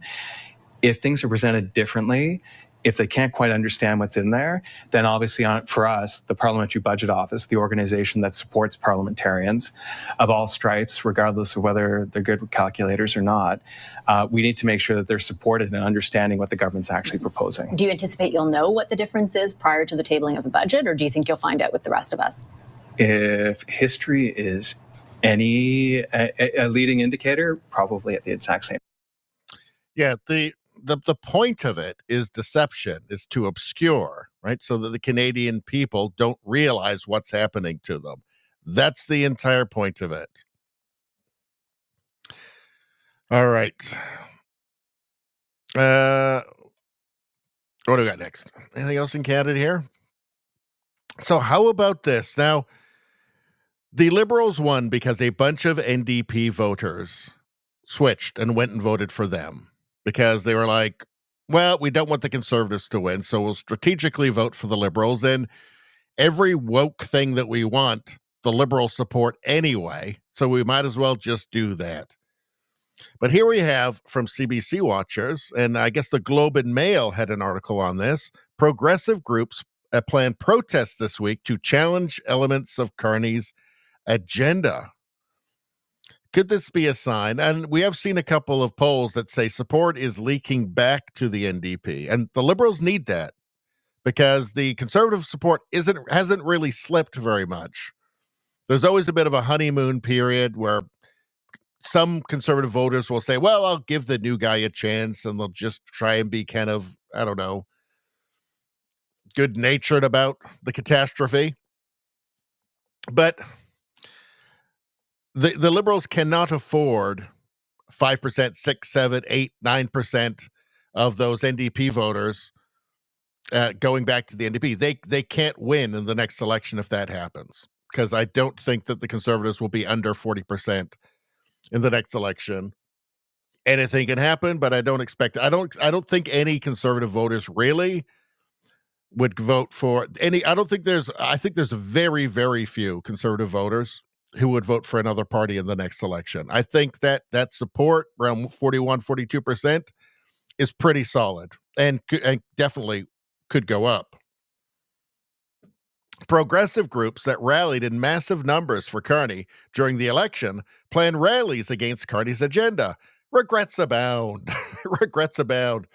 So, from the article, Canada-wide protests are planned this weekend. A coalition of progressive civil society groups and a coalition of progressive civil society groups in what organizers call an emerging common front to elements of the new government's agenda. Progressives against GDP. Among the issues raising alarm bells for the progressive activists are the new government's plan to fast-track a liquefied natural gas project and its decision to appoint a former Trans Mountain Pipeline CEO to lead a newly announced major projects office. So I think Carney would actually be fine. He doesn't want the natural gas. He has said that he wants the natural resources staying in the ground.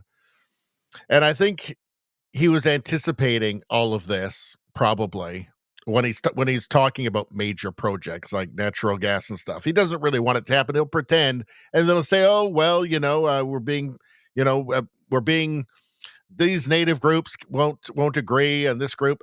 I've got a feeling that the idea is that he doesn't want them to go through, and he's hoping that they won't.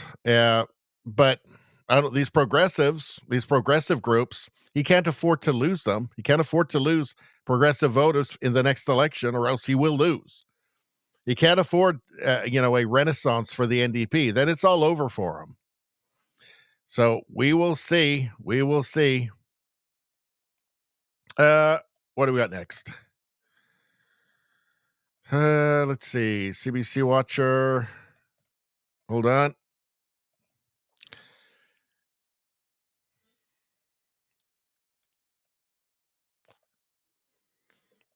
All right. Well, I think that's probably enough there. What's this? Well, how about this? From Dan Knight, Conservative MP Kyle Seebeck went straight for the jugular, hammering the Liberals' housing record. So, a lot of big promises from Mark Carney. He hasn't delivered on anything yet. And I don't expect he's going to deliver on housing either, or at least the kind of housing that Canadians want. I'm not sure everybody wants to live in like prefab shipping containers, but let's see. The Prime Minister promised he would double housing starts. He looked at Canadians in the face and promised. They're down 16%. His plan is a $13 billion bureaucracy that might someday build 4,000 homes. 4,000 homes. Canada had 245,000 new home starts last year. Even if they hit 4,000 homes, it's 1.6% increase. Speaker, I know the math is difficult for the Conservatives, but can you help them? We can help them. So that's the housing minister, Gregor Robertson. He's the guy who destroyed housing prices. He's the guy who destroyed housing in Vancouver when it became just completely ridiculously overpriced. So, of course, naturally, Carney made him the national housing minister. We can help you with this. We're looking at investing $13 billion in affordable housing across the country. Mr. Speaker, those initial 4,000 homes will be on Canada lands in 6 cities across the country. $13 billion for 4,000 homes is $3.2 million per home. The Prime Minister promised he would Yeah. The economic genius, Mark Carney. The economic genius, Mark Carney. $13 billion for 4,000 homes. It'd probably be more than that. 3.2 million per home. Probably $10 million per home if the Liberal record is to guide us.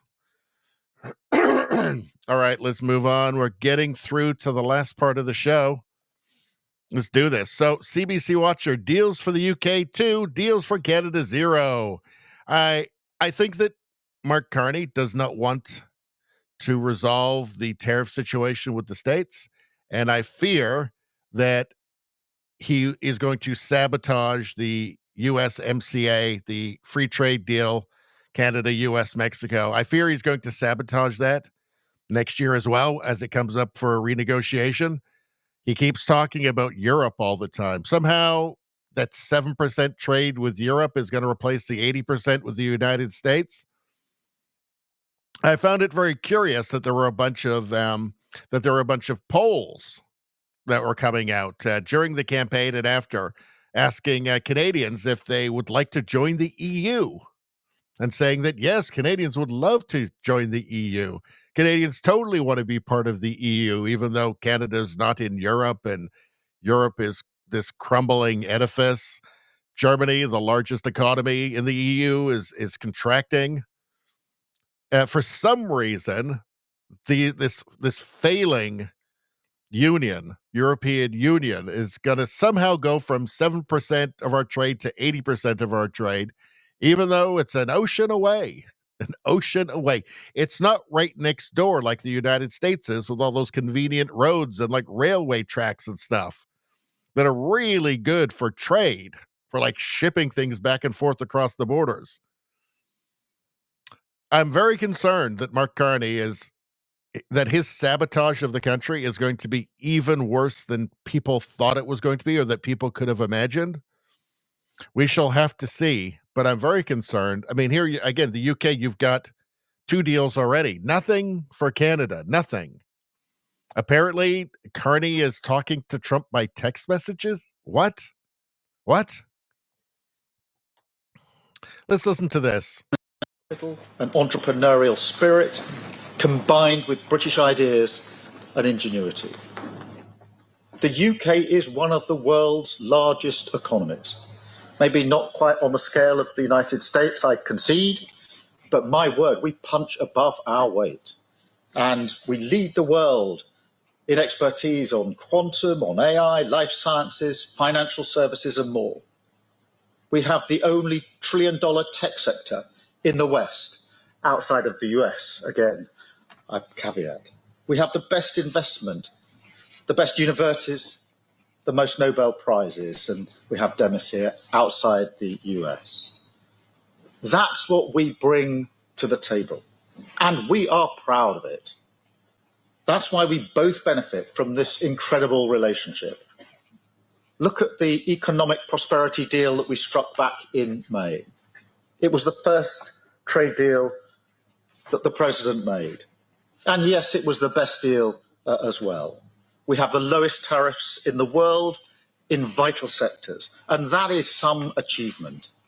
It was a tough negotiation, but we did it for a reason, because it's a win for both sides, and because we knew that by working together, we could deliver more for working people.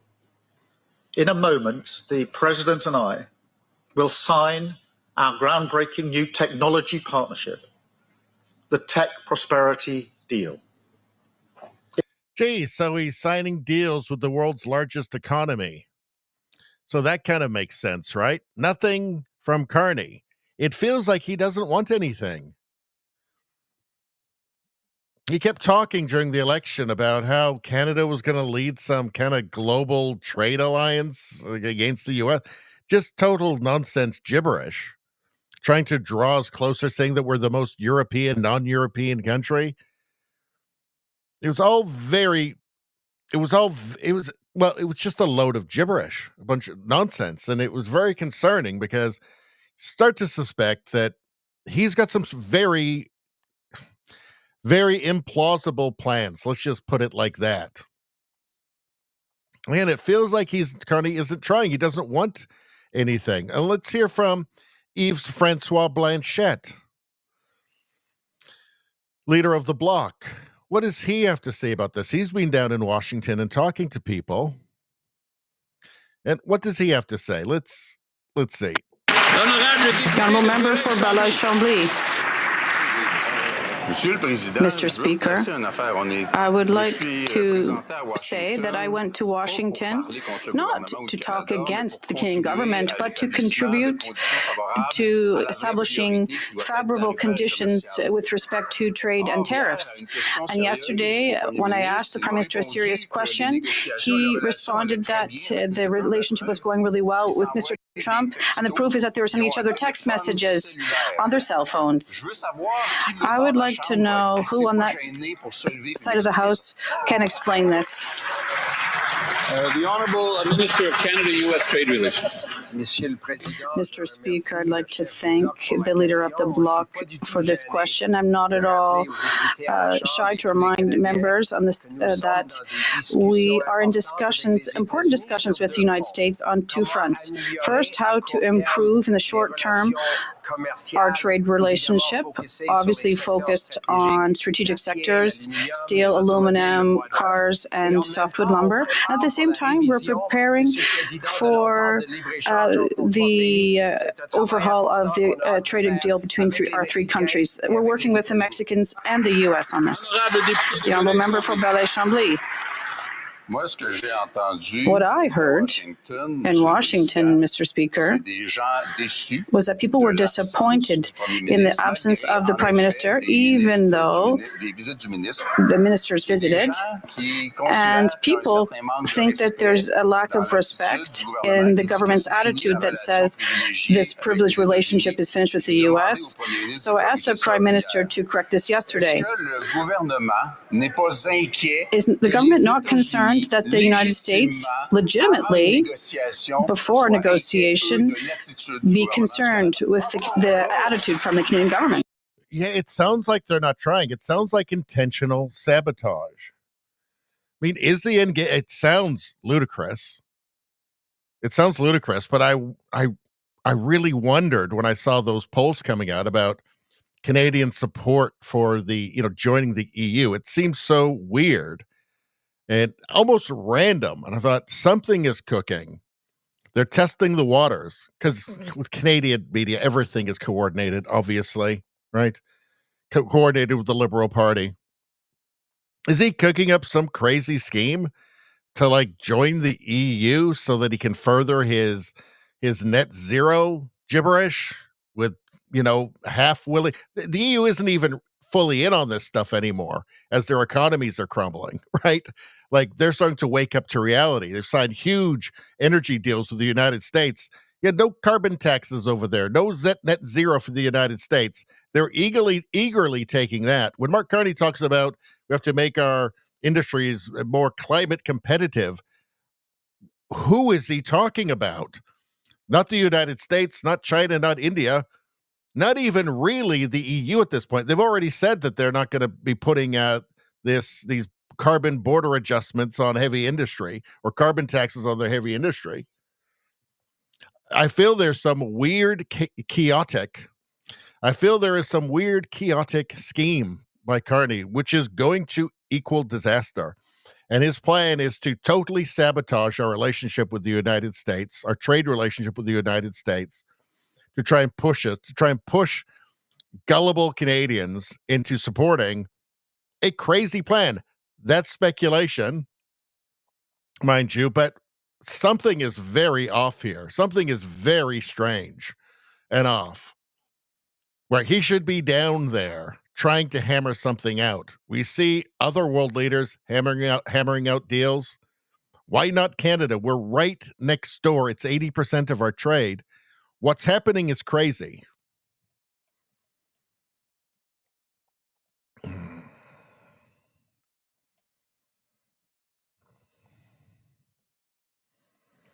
Let's see. Jim Murphy, all over to all the elbows up crowd who trash talk the U.S. Wake up. Well, let's see. Nominal GDP, Texas, 2.7 trillion. Canada, 2.4 trillion. So the economy of Texas is larger than Canada. That's one state. So that's something you might want to consider before a trade war. GDP rank, global, 8th, if a country. Canada, 9th. Population, 30 million for Texas, 40 million for Canada. So more people, but performing worse. GDP per capita. Now, GDP per capita, Canada used to just be par. Just you see the lines on a graph and they would just match each other. Since Trudeau, the United States has gone up and Canada has gone down. So now the difference between Texas, 89,000, and Canada, 59,000 GDP per capita. Canadians are much less wealthy than people in Texas. And for the United States overall, it's, I believe, about 20,000 more. Elbows up, folks. Elbows up. All right, so let's move on. Anyway, there's ominous stuff happening from the Canadian government, which should concern Canadians if they care to pay attention, which most of them don't. Did we already do far left extremism? Did we do this? I think we did this. All right. Yeah, we already did that. So we can get rid of that. We are getting really close to the end of the stream. We're 3 hours and 10 minutes in, people. That's crazy. Let's see. What was the one I was looking for? I wanted to show you this. Then we're going to get to the chat.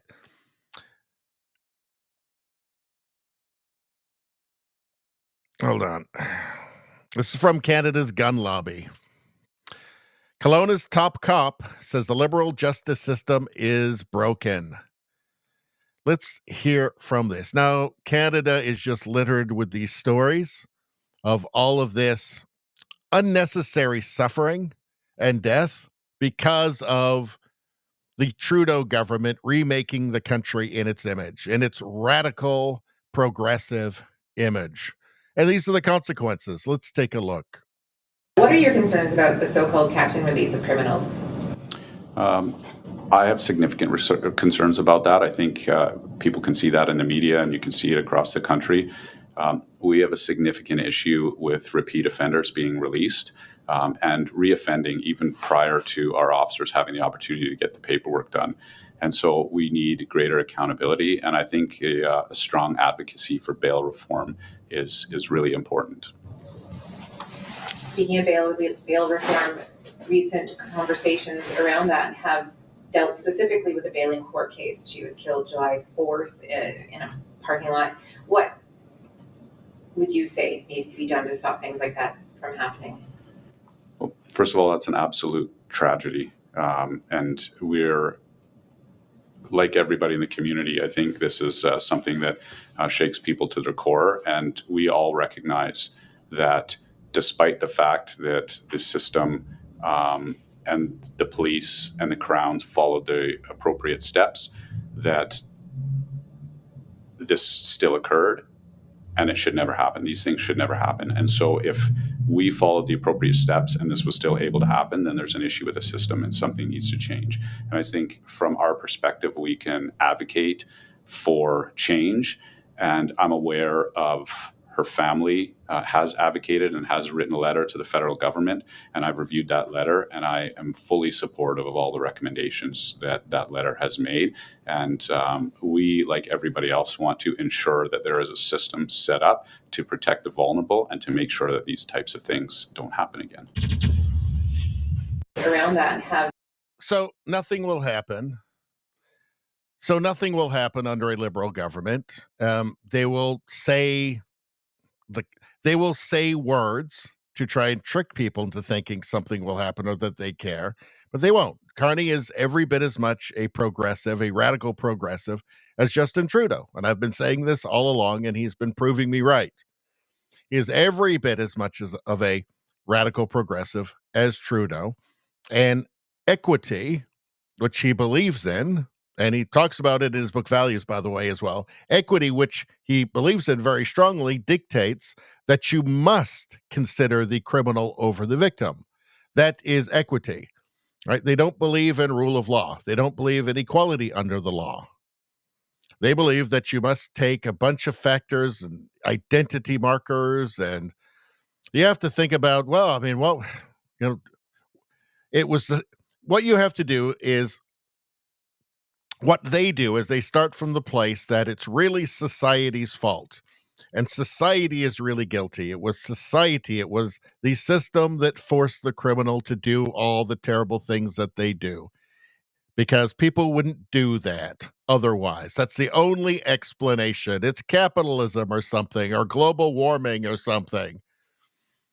Right? Equity means they must consider the criminal over the victim. And that will not change. That is not going to change in Canada under a liberal government, because if it did, then they wouldn't be the Liberal government anymore. All right, let's get to the chat.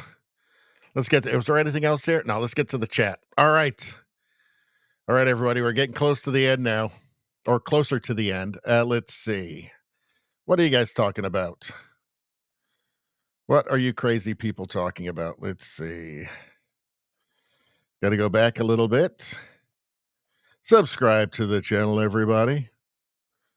Like the stream. Get your free good karma right now. You might need it. You're probably going to need it. I would do it right now. Let's see. JJ Nawada says we'll make Richie in charge of broadcasting. What is that? Are you guys talking about? Are the Americans in the chat talking about taking over Canada? Let's see. I'll go back a little bit. Are you guys plotting the takeover of Canada? Rogue Thought says JJ Nevada for president of Greenland. Oh, yes. Okay. So we're talking about Greenland. Dramus Eve says Blanchette is a full of shit globalist. Well, I'm not going to argue on that there, but I absolutely believe that he went down there and a bunch of, because we're hearing this from other channels as well, that the Americans and the people involved with trade are saying, yeah, like they're not even trying. Like we're getting frustrated. We can't. We're not dealing with them because they won't deal with us. They're not doing anything. It's like they don't want to deal. JJ Nevada says we're taking all the timber from Nova Scotia and building a huge raft to go attack Greenland. So, I mean, that's a good plan. It's a good plan. That's a solid plan right there. As everybody knows, as the longtime viewers of the show know, every single stream, JJ Nevada can talk of nothing else but conquering Greenland. He wants Greenland, right? He just wants it. He thinks about this every day. I think he thinks about this every minute of every day, every second of every day. He falls asleep thinking about Greenland and taking Greenland and making Greenland his. He's obsessed with Greenland. Even though I told them that the Christmas dinner there is truly disgusting, and it is. I made a video about it. Gross. It's like a decomposing bird wrapped in seal skin and then buried in the ground for 3 months, and then you eat that. It's apparently like a special Christmas dinner. That's gross. How is that a special Christmas dinner? Like, I guess if there's just nothing else, how did it start? One Christmas, you're in Greenland, there's nothing to fucking eat except for a decomposing bird that you found somewhere on a rock or something, because there's like no trees or anything. So you just found a decomposing bird and you thought, well, what are we going to do? I mean, there's not really any way to make this good, but I guess wrapping it in seal skin and fat and burying it in the ground for 3 months can't make it any worse. Is that how it started? Because that's a terrible way to come up with a Christmas tradition. That's terrible. So you don't want that. I mean, that's really my whole thing. Well, I would never accept Greenland. If somebody tried to give Greenland to me, I wouldn't take it just because of that. I think it's gross, disgusting. It would ruin Christmas for me. Rogue Thought says JJ Nevada for president of Greenland 2028. Let's make this happen. Let's see. And then there was the comment that, where was it? Make Richie in charge of broadcasting. If I was going to have anything to do with Greenland, I would have to be the emperor of Greenland. So I'd have to have the top job. And what would I do? First thing I would do is I would make it illegal to wear those like skin tight, like spandex riding, like bicycle outfits, racing outfits, unless you're actually in a bike race. Unless you're actually in a bike race. So if you're just like going for a bike around like the neighborhood and you're wearing one of those spandex skin tight things, no, you're not at the Tour de France. No, you go home, you take that off. You've got one warning. You go home, you take that off, you put on a t-shirt and shorts, right? Or you go to prison. That's it. That's my deal. Right to jail, right away. Immediately. It's not good. It's not right. You're not at the Tour de France. You're just biking down the street. You're biking through a park. No, you can't do that. That's not allowed anymore. Not when I'm emperor of Greenland. No, you can't do that. I don't imagine there's a lot of biking trails there, but for the ones that there are, this is important. No, you're not doing that, right? You want to put on a t-shirt, a normal pair of shorts, not skin tight, not spandex. Fine, bike all you want to around my Greenland. Fine, I encourage it. It's good for you. You're putting on a skin tight thing. No, you're not a professional bicyclist, bike racer. You're not at the Tour de France. Forget it. No, that is straight to prison for you. And, no warning. No, you're caught in Greenland doing that because I know there's no bike races there. And I'm certainly not going to sponsor them because, frankly, I don't like them. So you're caught. No warnings. Straight to prison, like an icy prison because it's Greenland too. It's not going to be pleasant, but you would deserve it. And that's the only way you can stop people, right? They have to be afraid of the consequences. Next, didgeridoos banned. That's life in prison. You're caught with a didgeridoo. I don't care about blowing it. I don't need to hear. No, I don't even need to hear it. You just got it. That's enough for me. Lifetime in prison. Bongos. Nope, you don't even need to play them. No, there's no fucking jam circles when I'm emperor of Greenland. That's over. That's done. Not happening anymore. That's done.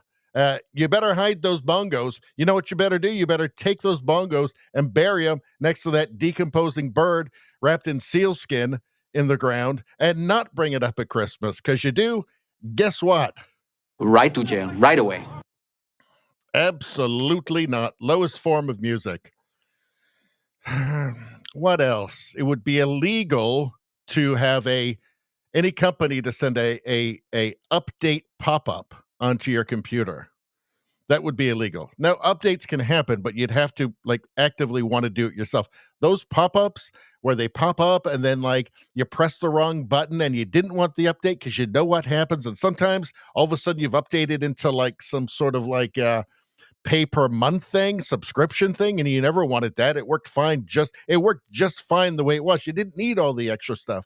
Or just new extra things that like new options, new features for your software that you never wanted. Software works just fine. If I'd wanted them, I'd ask for them. I didn't want them. Everything's just fine before. Why would you do that? You press the wrong button. And I think they actually design it that way. They intentionally design it so you'll press the wrong button. Then all of a sudden the bar starts going and it's like, God damn it. Damn it, I didn't want this to happen. Now it's all going to change. Nothing's going to work. What, is it going to conflict with my software, my operating system now? You know it is. You know it is. It's like they do it on purpose. So Greenland, that's all gone. That's not happening anymore. Not on my watch. That's over now. What else don't I like?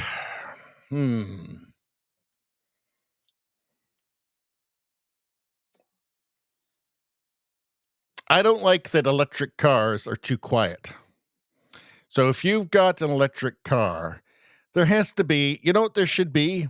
Like, remember when you were a kid and you put your, like, a couple of hockey cards that you didn't want, you had some doubles or triplicates or something, and you'd tape them to the spokes of your bike, and it would give it like a motorbike sound?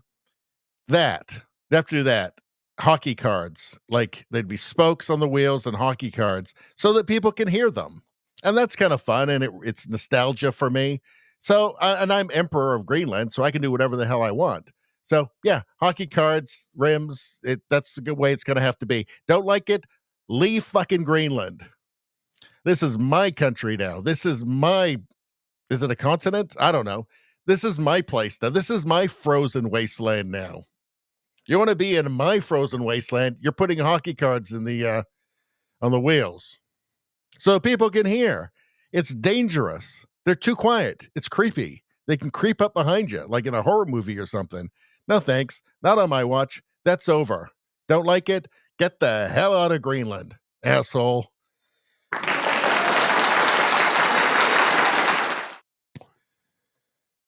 Not in this lifetime, Sonny. That's right. Not in this lifetime.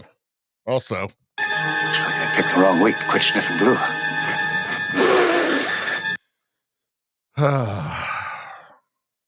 I don't even have any glue. Don't even have any.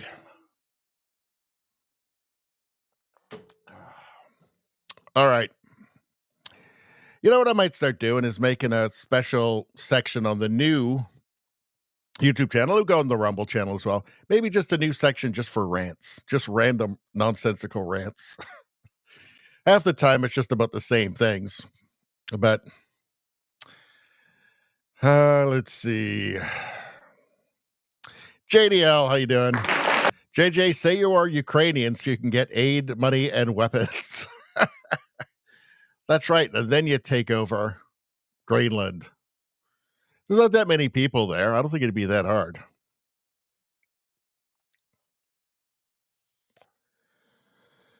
Rosie says, she's saying this to JJ. I will manage your campaign. I hear chocolate sways many voters. Noada says, and beer. That's true. It can't be that hard to take over Greenland. I mean, not that I'm actually advocating that if Greenland's listening right now. I just have this idea in my head of what Greenland is and what could improve it. And there's no crime in that.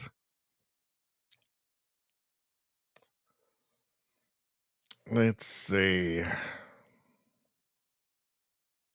All right, I'm going to skip down to the end here.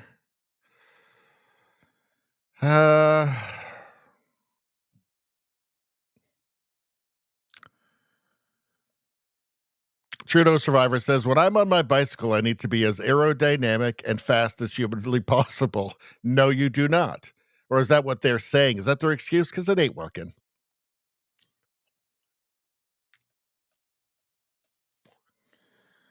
Let's see. Nevada says, when I'm on a bike, I'm amazed I can still ride. Nevada says, I will just let him think he's emperor. No, it's not. You're not going to trick me. No. You know what? I'm sorry to do this. I'm sorry to do this, but I'm afraid I'm going to have to. Right to jail, right away. Yep. Sorry, I'm going to have to put you in prison immediately as soon as I take over Greenland and become emperor. Rosie says, I have a lovely bike. My husband says I may end up a hood ornament. Well, no, that is terrible. Just look where you're going and wear a helmet, okay, Rosie? Nevada says, but he will still do broadcasting. Of course, I'd still do the show. Emperor Broadcasting Network. That's what we'd call it. Emperor Baloney. And Rogue Thought has a great point. Let me be in charge of Greenland, the Greenland FCC. Absolutely. All right.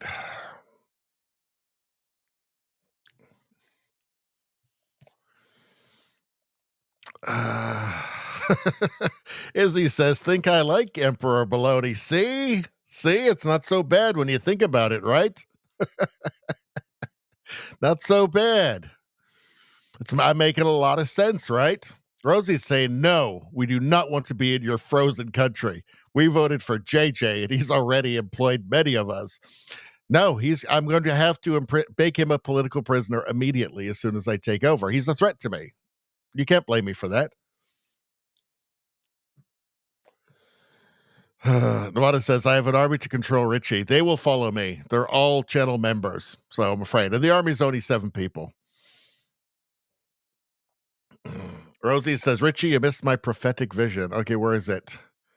Let's go back. Where is it? I don't know.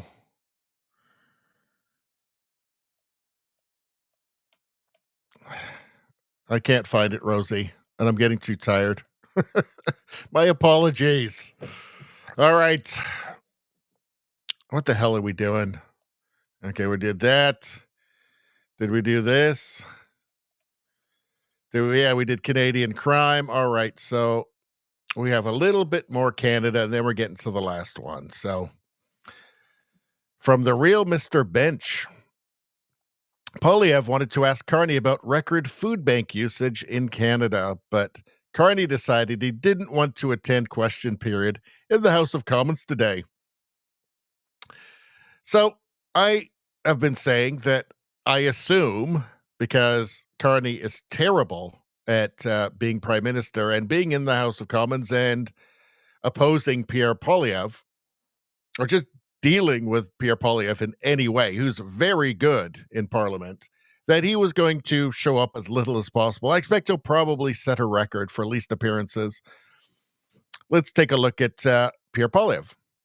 Mr. Speaker, the Prime Minister promised that he would spend less, yet his deficit spending is 100% more than even Justin Trudeau. And what is the real human consequence of that?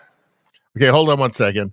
Rosie, off topic. I am having a prophetic vision. I predict that in 30 years, when the woman in the video gets on a roller coaster, she will get 2 black eyes. Because floppy.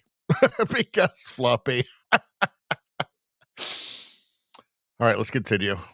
Food price inflation is rising 70% faster than the Bank of Canada's target. And today, the CEO of the major food bank network in Toronto. By the way, when we get our inflation figures from the government, they don't count food inflation, by the way. Kind of an important one. That's one of the tricks they use. Says that there has been a 400% increase in food bank use there. Does the Prime Minister understand that his empty promises lead to empty stomachs? The Honourable Minister of Finance. Mr. Speaker, it's reassuring to hear the leader of the opposition that listened to the Prime Minister during the summer.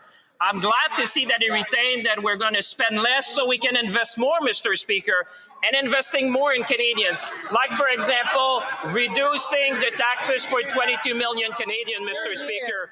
like making sure that people who want a first-time home, buy a first-time home, will pay less in GST, Mr. Speaker.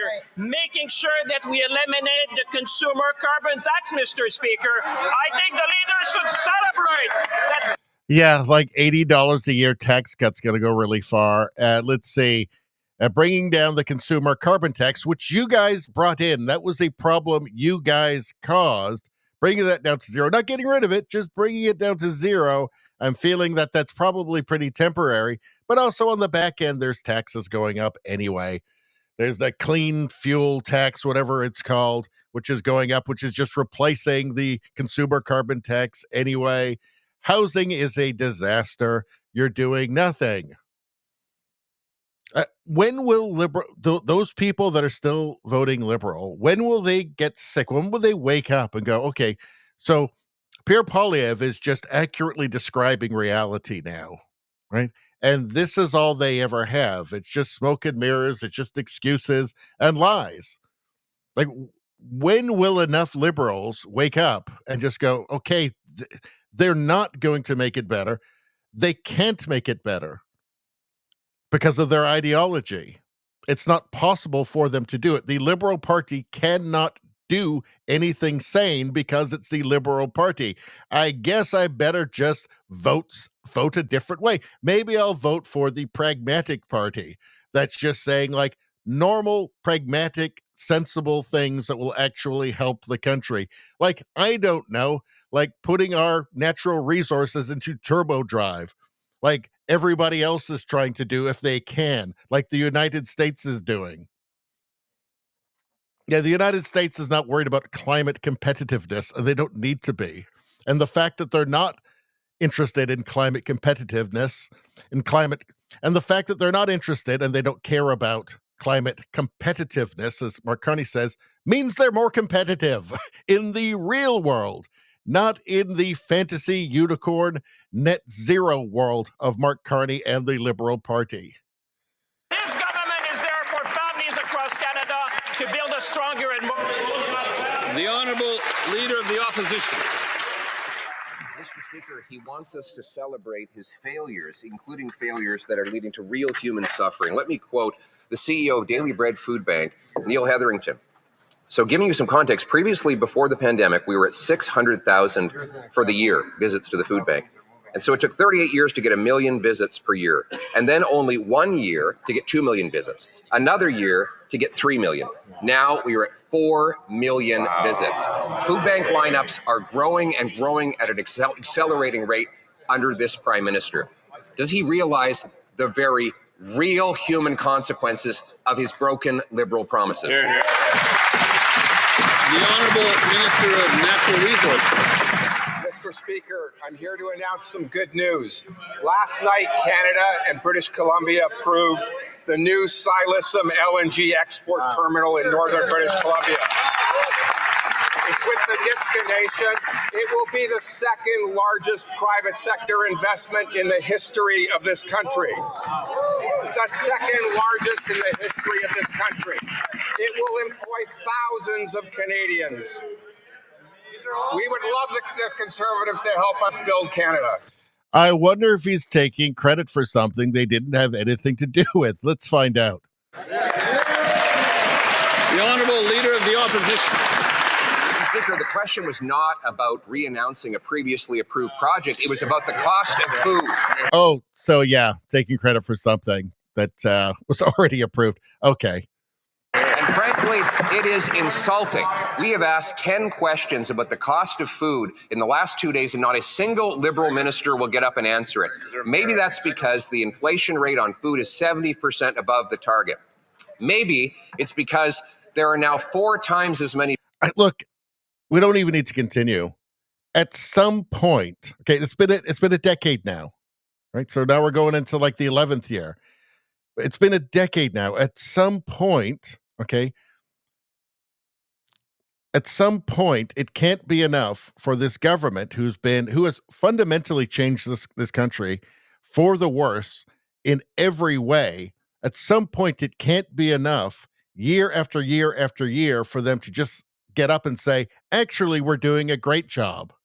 Like at some point, That can't be enough. Enough Canadians have to reach that line where they say, okay, I can't afford to have boutique politics anymore, right? You know what? I don't care anymore if Rosemary Barton's teleprompter tells me that she does. I don't care anymore if Rosemary Barton's teleprompter doesn't like Pierre Poilievre's tone, that he has a divisive tone, and that he's like mean or something, and or like Maple MAGA or something. Enough people need to get to that line where they say, I don't care what the CBC teleprompters tell me anymore. I just need things to get better. And just a parade of liberals who are responsible for all of the problems, just simply getting up and saying, actually, we're doing a great job. At some point, that can't be enough. At some point, enough people need to say, this doesn't do it for me anymore.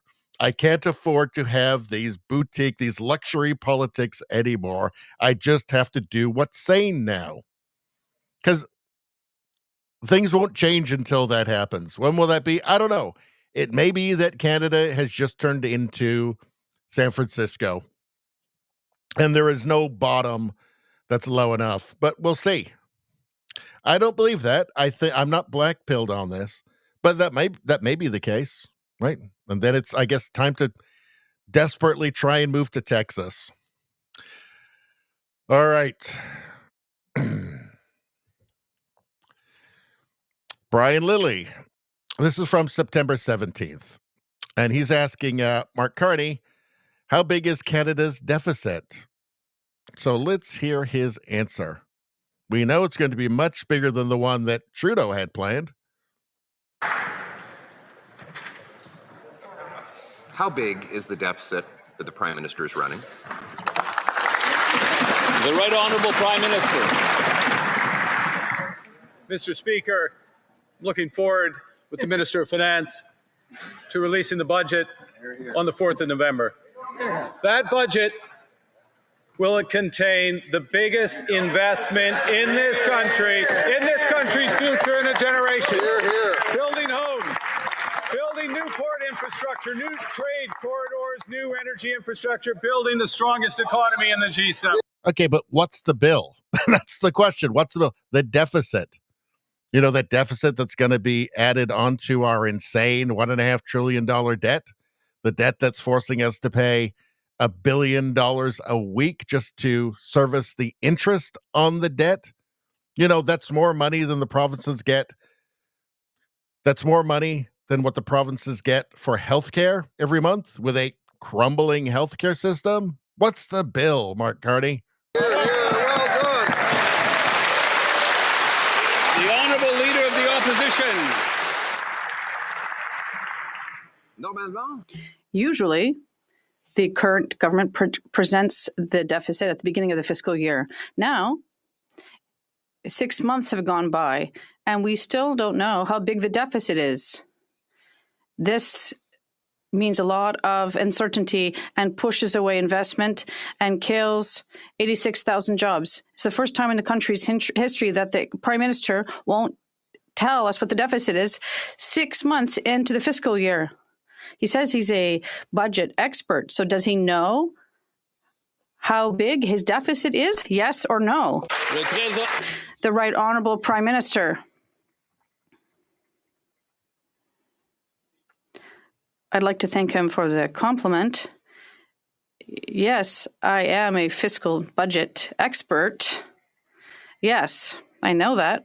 Thank you.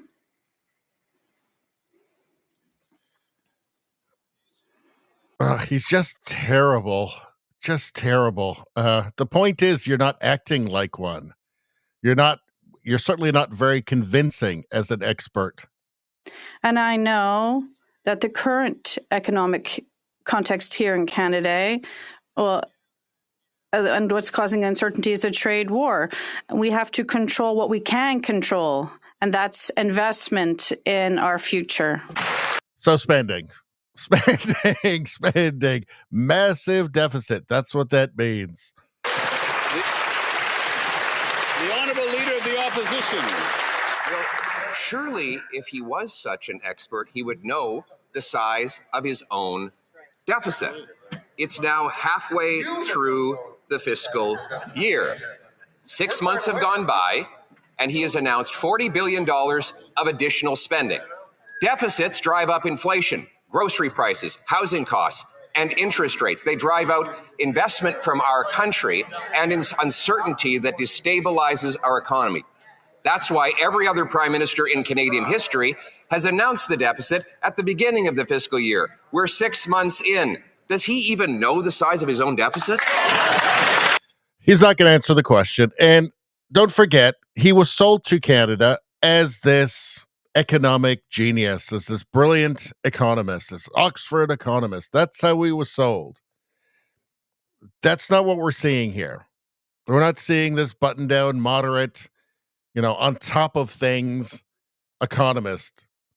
No, we're seeing somebody who's hiding the numbers, clearly hiding the numbers, right? They've just put back the release of the deficit even further into November. He's hiding the numbers. He won't answer any questions. He was sold to us as something totally different. Totally different. This is what you would expect from a novice, from somebody who doesn't know what they're doing. Right? Pierre Poilievre said that Canada's problem, because don't forget, Mark Carney told us this was the greatest crisis. Don't forget, Mark Carney told us this was the greatest crisis in Canadian history. And then he sent everybody home for the summer. Pierre Poilievre said nobody's going home for the nobody. Pierre Poilievre said nobody is going home for the summer until we get everything sorted. Until we sort out this mess. Mark Carney didn't. The brilliant economist said, oh, well, there's no way we can get it done. And, well, we'll just have to do it later in the year. This doesn't seem like this ultra professional. Seems like somebody is hiding something, who's cynically hiding something. So I guess we will see. Of course, he's not going to answer the questions. He's a liberal. Of course, he's not going to, because it's not good. There's nothing good in what he's planning. I can guarantee it. He's hiding the numbers for a reason. Not that the media won't cover for him when the time comes, but that's why he's doing it. What was this? September 16th. Let's check this out. Ryan Garrettson posted that he thoroughly enjoyed this. Well, what was this? I don't remember. You said yesterday that you're going to support the Liberals when there's things to support, oppose them when necessary. When it comes to the budget, where are you going to land on that? Are you going to support it? Which budget? The one November 4th that was announced today. Do you have a copy you can give me? I don't, okay, but... when you get one, then I'll answer your question. Are there any... Yeah, that's right. Which budget? He doesn't have one. I mean, it's so typical of the questions he gets asked. Comment on a budget that he doesn't have. Nice. All right, what's the last one here? Here we go. So very quickly before we get to the last tab, from Aaron Gunn, Tim Hortons and Courtney is claiming they can't find a Canadian, either from the area or already working at one of their restaurants, to work for, what's this, $36.60 an hour? And they need to hire a temporary foreign worker instead. I call BS. So do I. This is so obviously fraudulent. Okay, they can't find somebody to work for $36 an hour. They can't find a Canadian. This is a scam. There is a scam at the bottom of all of this. Guaranteed. That is just not plausible that you can't find somebody to work for $36 an hour at a Tim Hortons. It's not real. We all know that's obviously fake. What is going on here exactly? We have the highest youth unemployment since the 1990s. Time for companies here in Canada to step up and hire Canadians first. Absolutely.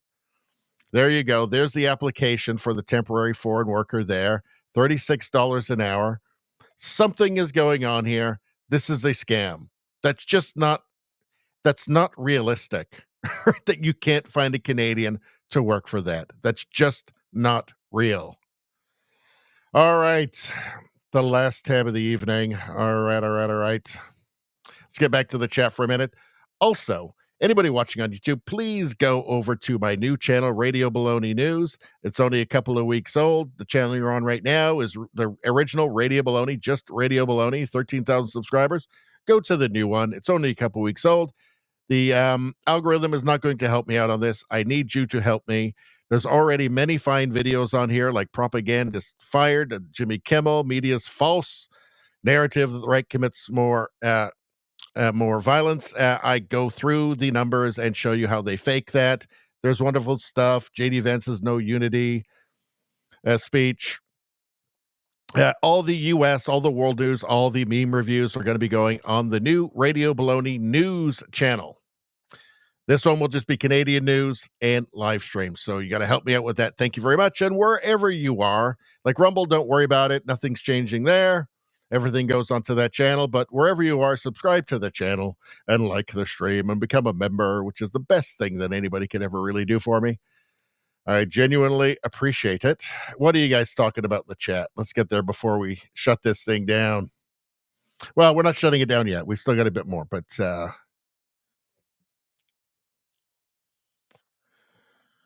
let's see. Are we still talking about taking over Greenland in the chat? What's going on? Let's see.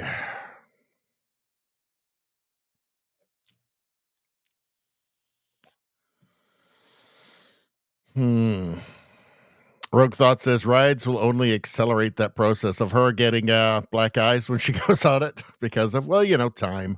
Time is cruel. That's why they have that's why they have age restrictions on rides, Devon says. That's a really good point. I'd never thought about that before. This is why I'm so glad I have the chat here.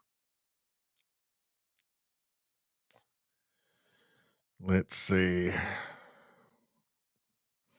Now, Rosie, saying what this, are you saying to support the Radio Baloney coup and share the goodies? What's going on? I mean, if we're taking Greenland, I'm the emperor, so I'm just saying that right now. Everybody else, Right to jail, right away. I will accept no dissent and no challengers. Let's see. Rosie says they have to get up and say, we're doing a great job because no one else will. Well, that's it. And unfortunately, such a large percentage of the country has no idea what's happening that they actually believe them. I mean, they won't believe, they won't wake up until like they lose our houses. I mean, I don't want that to happen to anybody, but we're going off an economic cliff.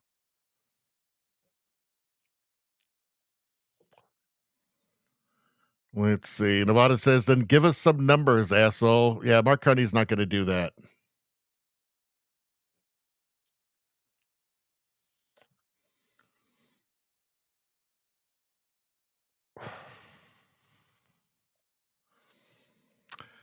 All right, now they're talking about a minimum cup size for Greenland once we take it over.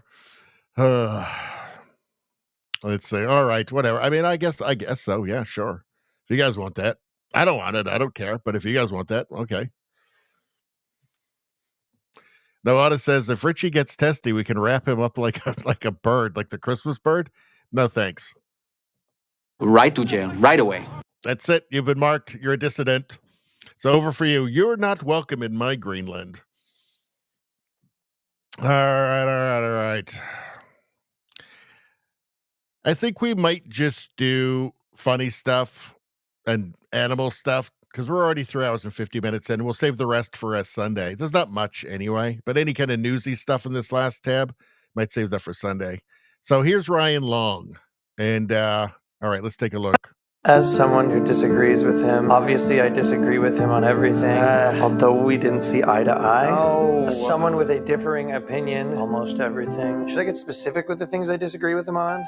So what I want to do is make my post. So this is celebrities who have to respond to everything, but have to be very kind of politically correct about it, trying to respond to Charlie Kirk, to what happened to Charlie Kirk. That people shouldn't be killed for their opinions, but figuring out the perfect amount of qualifiers to include has been near impossible. Political violence on all sides needs to stop. Like, essentially, I want people to know that I'm good because I'm against murder, but I'm also good because I disagree with them. Guns are bad. It's something that says, I care, I have empathy, but also if you disagree with them on anything, that's none of my business. You know, like, well, do we know anyone with empathy? What did they put? Although I disagree with them on 90% of things, 99% of things. Did I wait too long even? I mean, I'm not touching Israel stuff with a 10-foot pole. Now the right's figured out how to get people fired too, which is adding another layer of complication. Why don't you post what you actually think? Why'd you grow the up? What are you, retarded? The goal of social media is to say the least amount possible while also not saying something when you're supposed to say something. Why don't you talk to me when you understand social media? Like, I wanted to feel compassionate. This fitness influencer went with all this evil makes me sick. That's kind of pretty good, I guess. Sort of. No, she's getting crushed. Mitchell Robinson just said he feels bad for the family and he's getting killed. Kristen Chenoweth says, I'm so upset, didn't always agree with him, but appreciated some perspectives.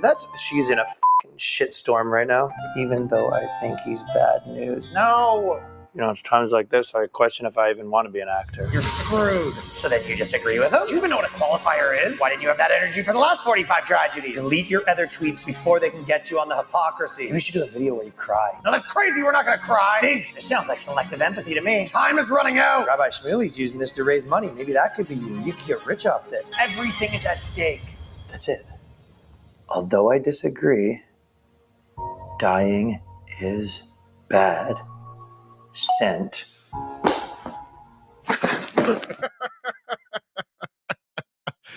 You know, that's exactly what was happening in Hollywood, right? You know, that's exactly what was happening.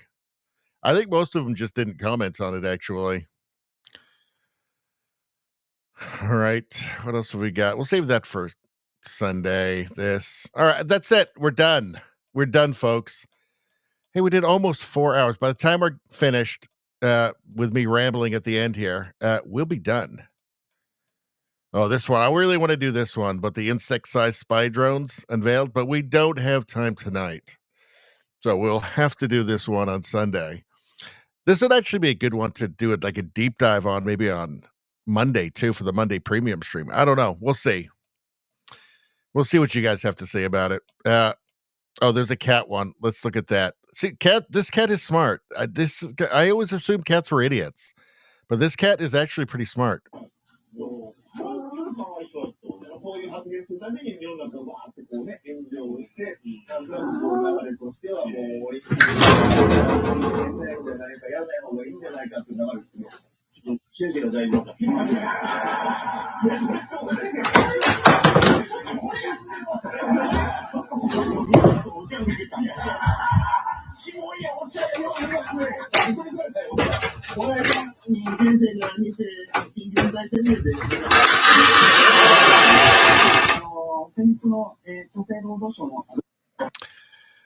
That's pretty smart for a cat. I didn't realize cats could be that smart. But what was that language in the background? Because I'm one of those people who believes that the only real language is English, and the rest of the languages are just gibberish that people made up. They're pretending to talk because they feel jealous because they don't have a language, but it doesn't mean anything. So like French, German, all of it, right? Like Russian, like, you know, Mandarin, all of it, not real, just gibberish languages. They're just pretending. English is the only one. That's why it's the language of the business world, right? It's the main international language because the other languages are just gibberish. They're just pretending. And that's just what I think. All right.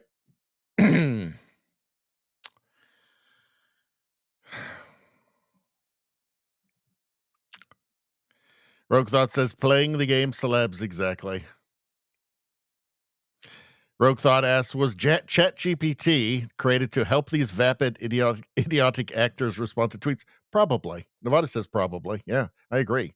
Great minds think alike. All right.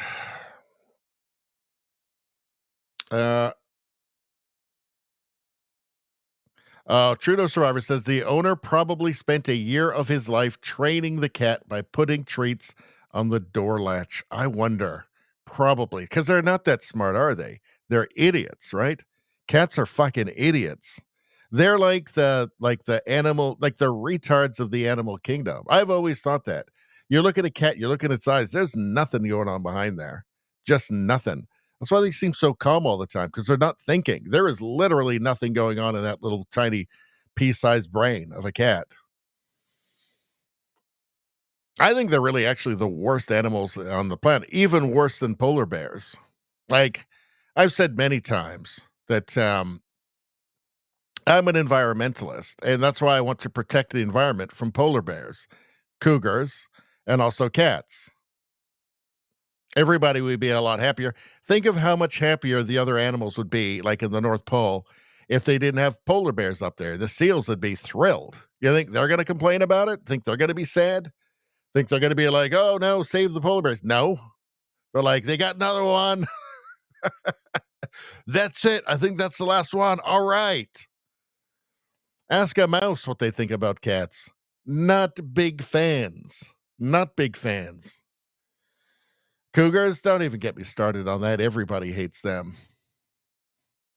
Judo Survivor says cats are retards. Judo Survivor says cats are retarded. Let's see. Rogue Thought says, I beg to differ, sir. I beg to differ. You don't think that cats are the retards of the animal kingdom? I don't know. You're going to have to prove it to me. Radio Streamer says, my cat is smart enough that it knows how to get me to open the door or feed it. Well, I guess so. I mean, I don't know. I've never seen a cat before. There was anything going on behind the eyes there. Nothing. Nothing. It's like worse than AOC. How can you talk if you haven't got a brain? I don't know. But some people without brains do an awful lot of talking, don't they? Well, that is true. That is true. All right. Well, I guess that's it, folks. Well, I think you guys were in pretty good form tonight. We had a lot of fun with that whole Greenland thing. That, for me, that was the highlight of my evening. And I want Nevada to keep talking about Greenland. If I'm ever saying, Nevada, come on, Greenland again. No, I like it. I want you to keep doing it. I'm just having fun with you. This Greenland thing that at some point might actually just take over the channel. We might just become a We Want Greenland channel at some point. I don't know. For JJ. Do it for JJ. But you guys were in good form tonight. I think the Greenland thing was the highlight of the evening for me. Much better than my actual show that I spent hours putting together for everybody. All right.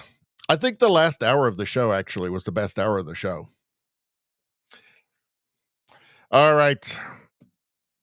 Well, I would like to thank Rogue Thought especially for the $5 donation. That was very, very generous and wonderful. And as everybody knows, I love money.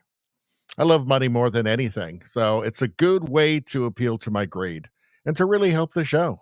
Give me a reason to keep going because of my love of money.